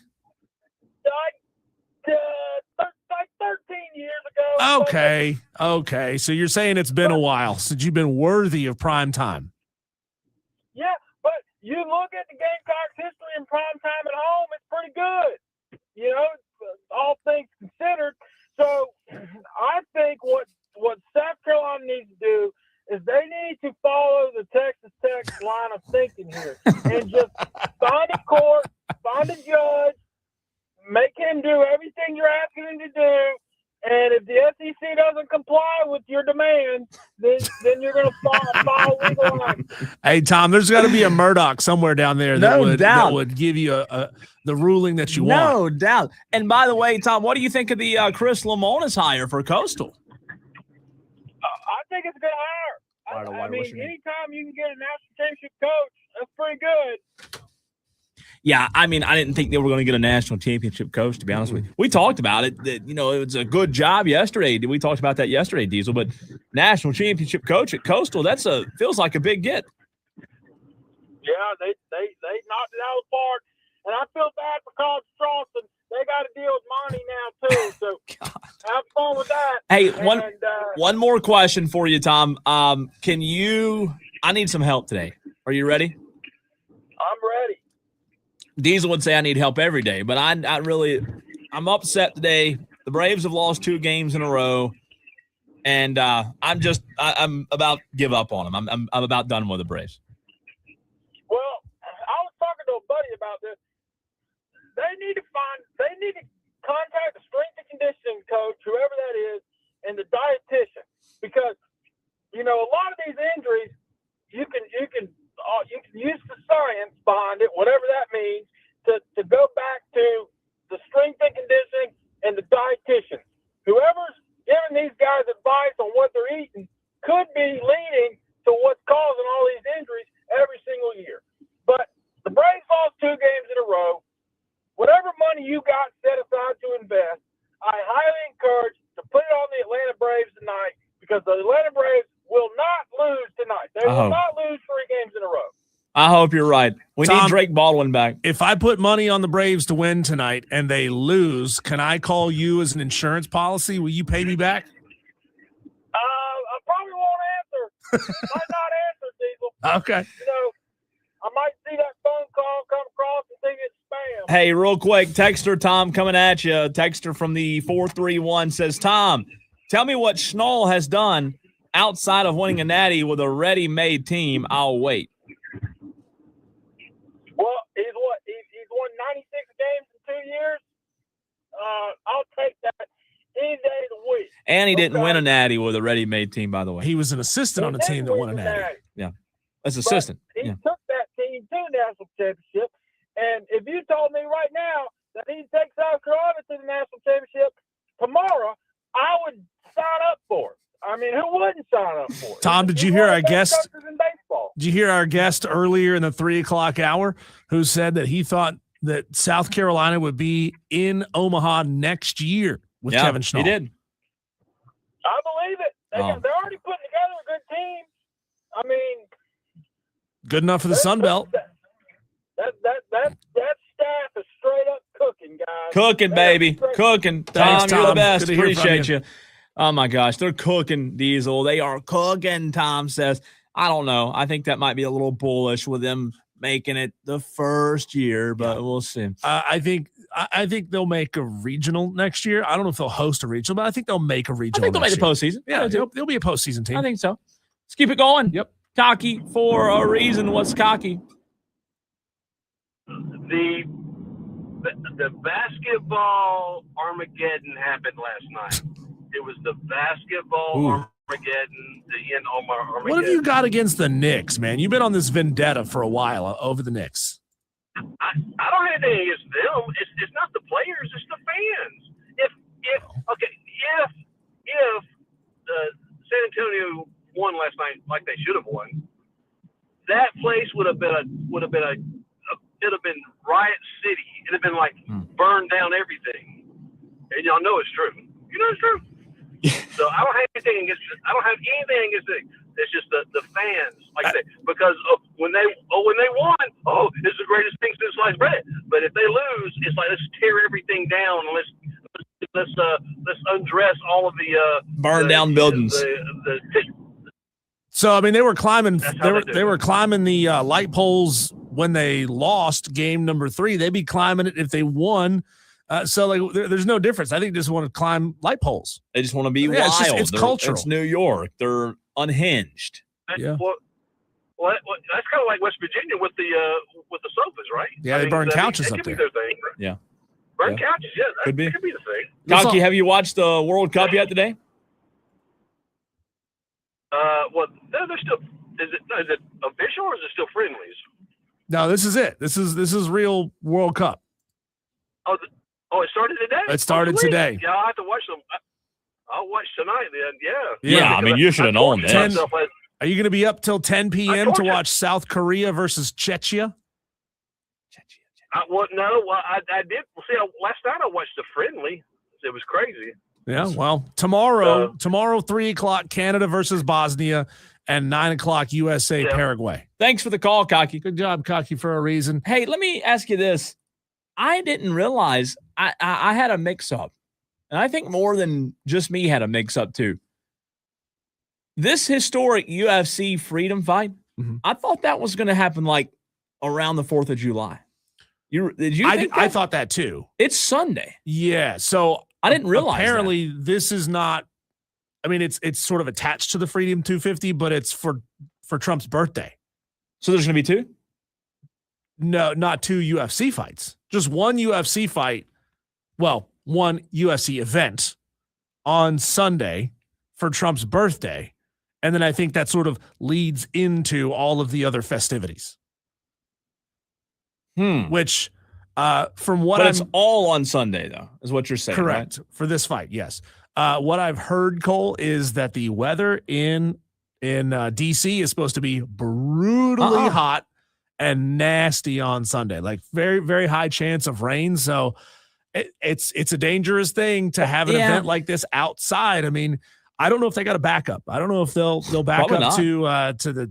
I mean, it's obviously a huge stage, right? There's a reason why UFC fights are done inside, because you can control the weather, you can control everything. You try to do something outside, you're at the whims of the weather. So right now, Washington D.C. Sunday, 90 degrees is the high. Showers in the evening, partly cloudy overnight. 88% chance of rain, and maybe a little thunderstorm mixed in there. Does the event even happen? I don't know. And then you're right. It's tricky. And you know what's tricky about it?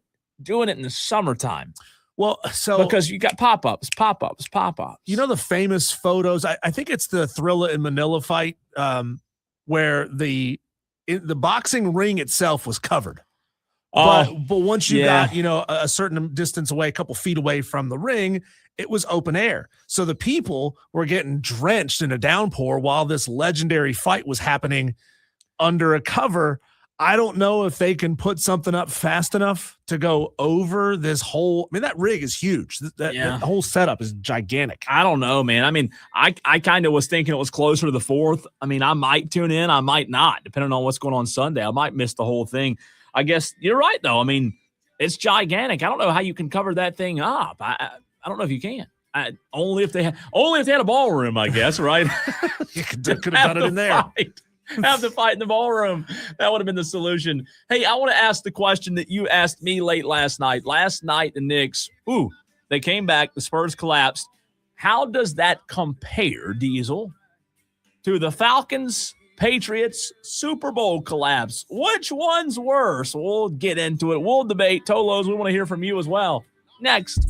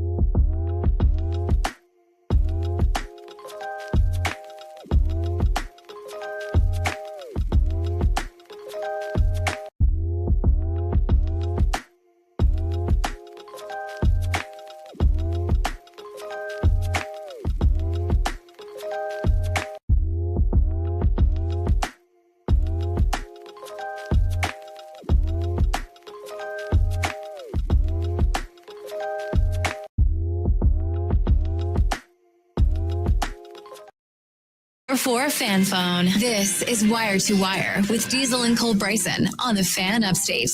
Lefty.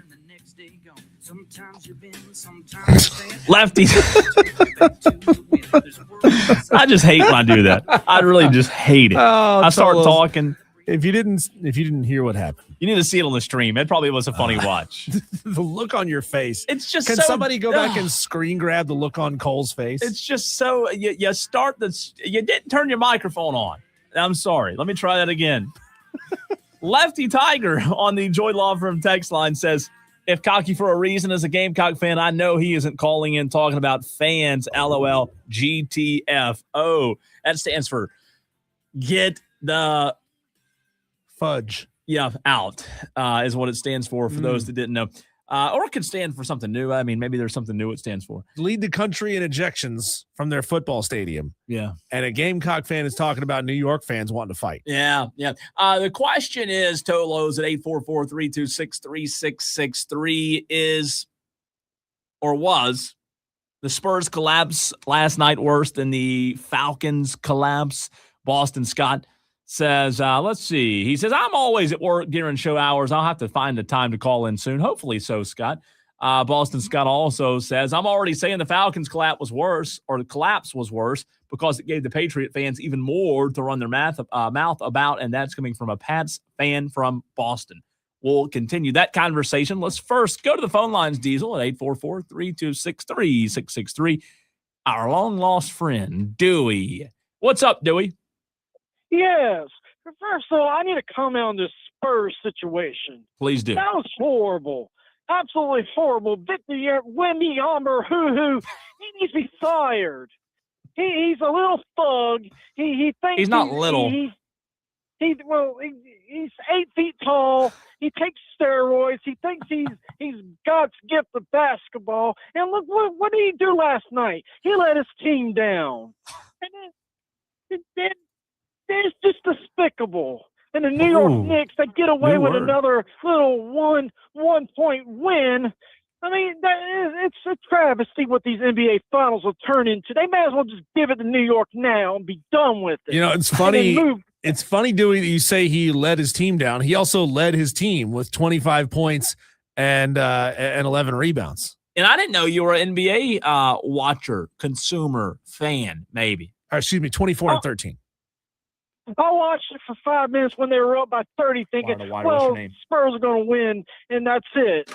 But then, with the crap after I went to bed after I've been drinking all day. Dude, we have had listeners who have tried to make guesses on what you look like, your physical appearance. And I know that's not a nice thing to do in modern polite society, but how many Deweys standing on each other's shoulders would it take to be the same height as Victor Wembanyama, 7'4"? Probably 800. Oh, wow. That's realistic. That's realistic. And then I watched the Braves last night. Oh, that was bad. What's going on with Acuna's out again? It's done. You're going to see their lead.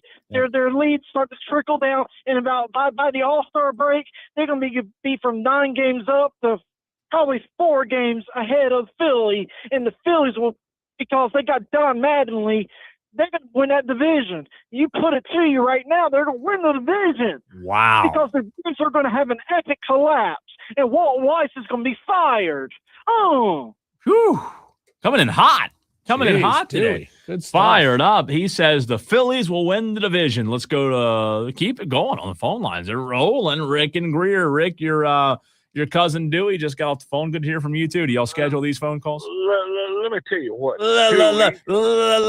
Tell us what, Rick. Let me tell you what, Dewey. The Braves aren't going anywhere. Mm. You little short midget-looking freak. Wait a minute. I'm sorry. I hit the wrong button. Midget-looking freak. Sorry about that. We took him off the air. My bad. We got Rick. Can you say that again? That's Everything after short midget-looking freak. We lost you there. That's my fault, by the way. That's all I said. Short midget-looking freak. Oh, okay. And he was talking to who? Dewey. Oh, have you seen him? You seen Dewey before? Yes, I've seen Dewey. I went to the nursing home and saw him. Okay. Nursing. That's awful. He's 68 years old. He's the same age as me, but he has to strain his P's and eat. Are you 68 really, Rick? I'm 69. Well, He you strains said, his peas, and Rick strains when he pees. He said he's 68, the same age as me, and then I say, "Oh, you're 68," and he says, "No, I'm 69." I've just turned 69 in April. Okay, then you're not April 68, the 14th. Rick. Well, I forgot. I'm losing my mind. Okay, I'm getting old there, Diesel. I'm not 30-something like you. Dewey says that you two share That was a me. cell. That was me talking, not Diesel, by the way. I was the one Yeah. giving you a hard time. Both of you are handsome. Do and we I sound can't the same help it like if- that? Yes, think so. I can't help it if I'm average looking and hang around with Dewey for fun. And Do we sound the same? Answer Diesel's question, dude, because a lot of do we guests sound the sometimes get confused too. I don't think so. a little bit. Got Really? the same little nasal. What in the world? Rick, Rick, Dewey says that you two shared a cell together at the Greenville County Detention Center. Care to comment? Actually, we did. Oh. Yeah. I cut. You know what? I named him Soup because he loves soup. He ate everybody's soup. What were you in for, Rick? Maybe not answer that. Well, let's see. I was taking a number 1. All right, Rick, thanks for the That's call. it. That's Okay, good. I don't yeah. even know where that's going. Oh, my God. You just never know. Boston Scott up next, 844-326-3663. Maybe some common sense on this phone line for once. Boston Scott, good to hear from you, man. Well, I wasn't expecting to have to follow up with Rick and Dewey prison stories here. I know. So I kind of feel We- like hey, I'm not bringing. We apologize. We really do. That's enough to knock anybody off their rhythm. Sorry about that. Yeah, I was just calling in to talk about the whole Knicks collapse versus the Patriots collapse. Yes. In all seriousness, the way I look at it, basketball is a game of runs. You miss 2 or 3 shots pretty quickly. The other team drives it down the lane, gets a couple of quick buckets and whatnot. You can have a 10-point swing pretty quickly within a 1 to 2 minute span, just depending on how the teams are shooting, compared to a football game where as long as they have ball control, running the football and being able without turnovers, they can milk out the clock. You really don't have those opportunities to be able to put up the same points on the board. So for a team to come back down on 27 points in basketball, I mean, it's not as common in the NBA Finals, but that's something you generally see a lot in basketball just because teams have cold streaks and then they have hot streaks.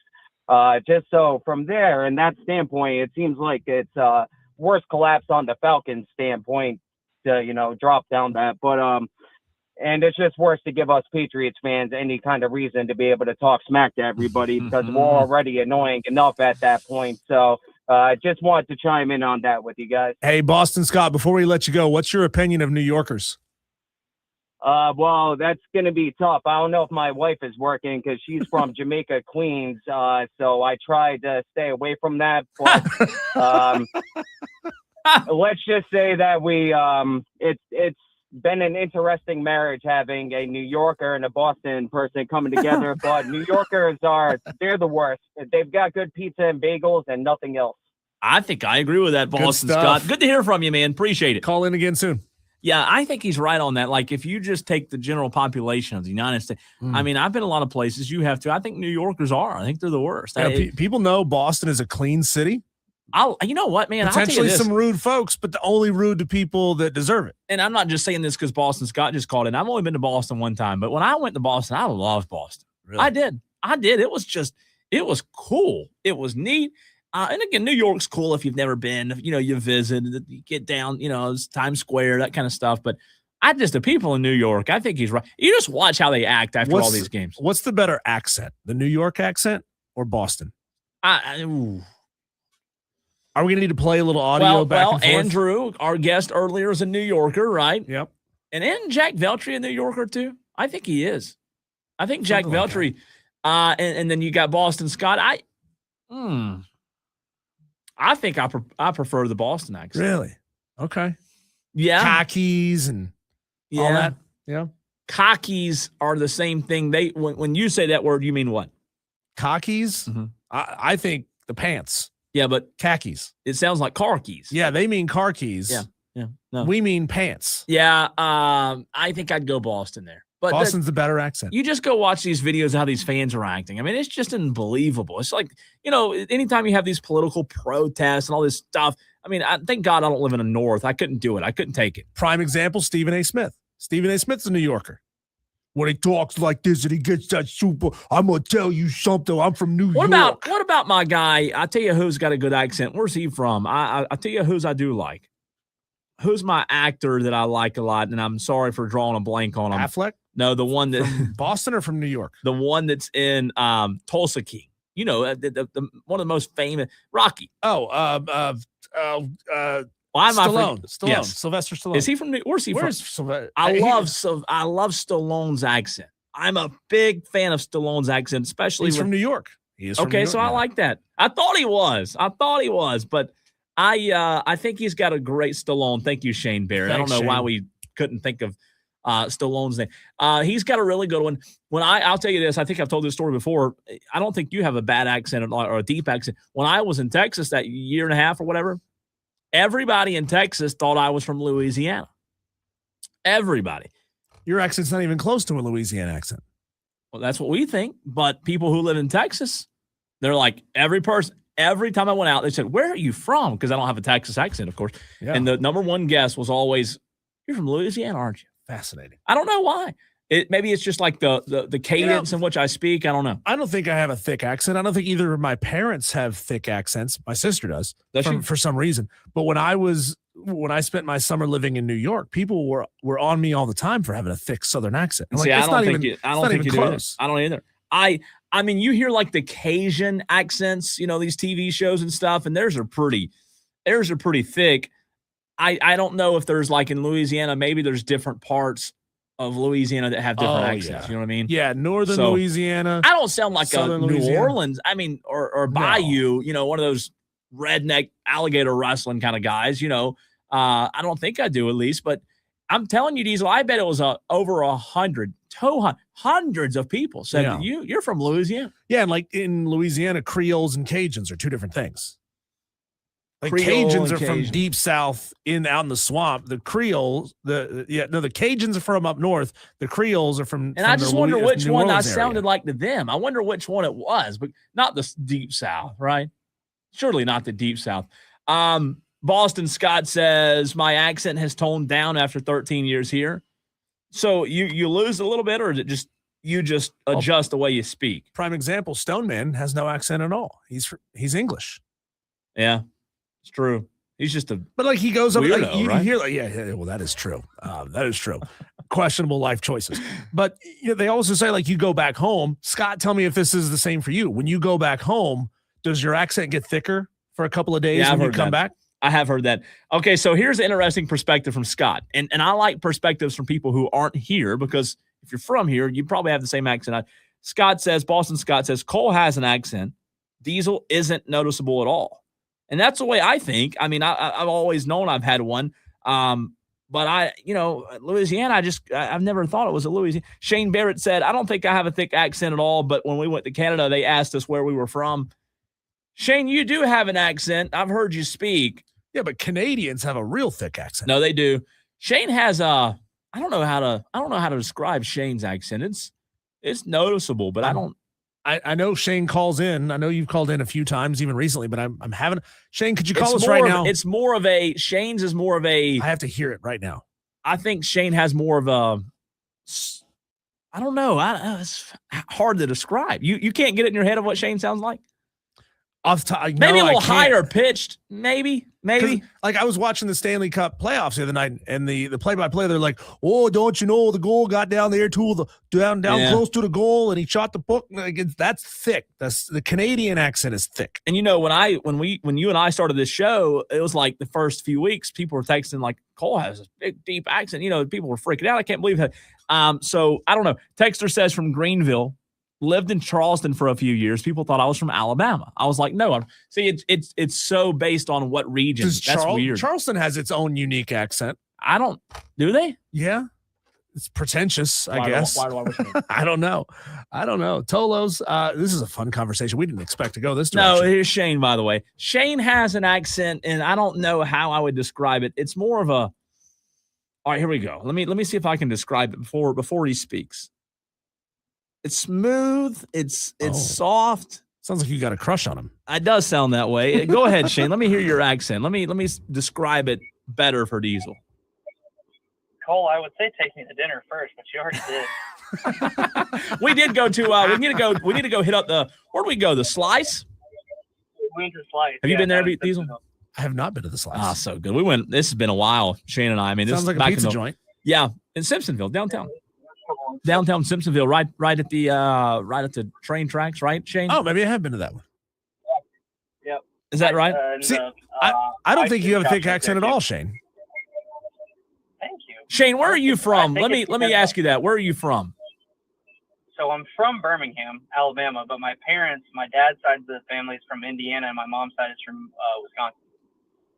And see, I think you have I get a little more north. I do too. And I also think I can see, like, it doesn't sound like a South Carolina accent to me. I think you've got that perfect, like, Midwest, nondescript accent. I do too. Yeah, that checks. So I was just calling in so you could hear my voice. Oh, thank figure you. out where you thought my accent was from. Thanks, Shane. That was good stuff. Sometimes we just get off on tangents, but it's okay. I don't know. I think, Tiger Pal Rachel, by the way, on the Joy Law Firm text line, I lost most of my accent at Furman, but went to Albany last year. A lady asked me if I was from South Carolina. She had family in North Carolina. Wow. How about that? Matt from Ohio, Diesel says, wait a minute, this text is broken up, right? Being from the North, there are a bunch of different accents in the Northeast. I would say this to Lions has more of a Philly or Jersey accent than a straight up New Yorker. Sorry, these texts get broken up. I can't read Tolos. I promise Diesel's not having to help me pronounce. But these accents are different from someone who comes from Baltimore. The best example of a Baltimore accent is Joe Flacco. Joe Flacco accent to me would be like somebody like James Carter. It's interesting. Just different parts of the North, different parts of the South. They all have different accents. And listening to you read a text sounds to me like this. Can you put me on? Yeah. Go ahead.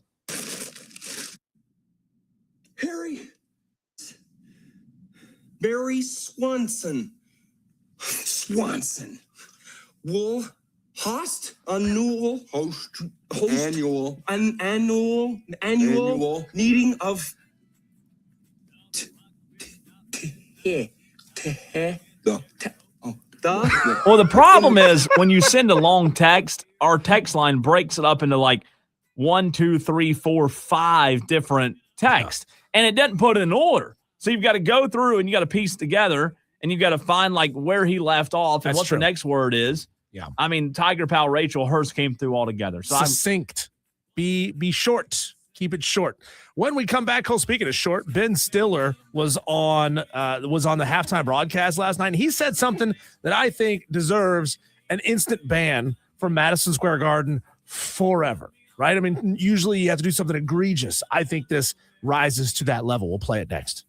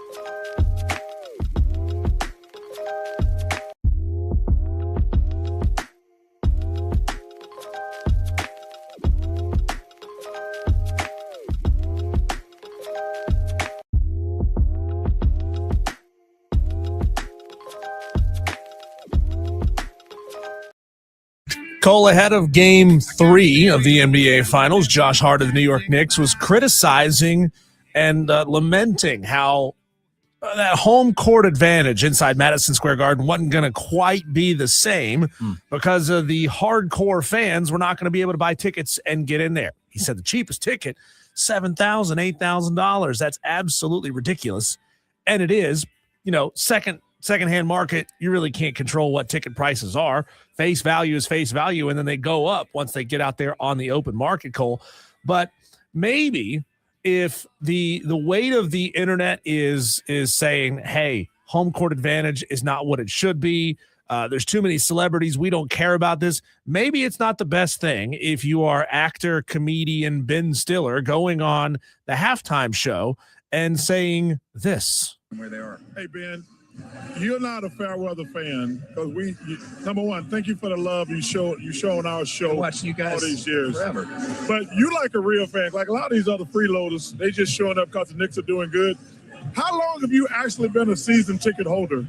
I don't have a season ticket. I get the tickets. The celebrity, they give us the tickets. Ben, stop lying. I don't think I could afford the Knicks season ticket front row. No, I'm lucky. No, I think it's because I've been coming for so long, that they feel I'm a loyal fan. Our family's been coming forever. So I'm lucky enough to get that. And, but I've been coming since, I'm probably like 1974. Wow. When everybody's complaining about tickets being so expensive, maybe you don't talk about the fact that you didn't pay for your tickets at all. Well, Did it again. That's $1. My whole thing is this: if you don't like this is New York, you pay the price. That's New York. This is what happens when you're a Knicks. I know we hadn't seen it in 80 years because the Knicks hadn't been relevant, but it doesn't happen in other cities as much because it's just not New York. I give him credit. He still has to go to the games. Sometimes we get free tickets for things. Doesn't mean we always go. Yeah. So shout out to him for actually going, but still. Maybe don't talk about that on TV. Let's dive back into it. What happened last night? Who's to blame? Who is to blame? We'll get to it next.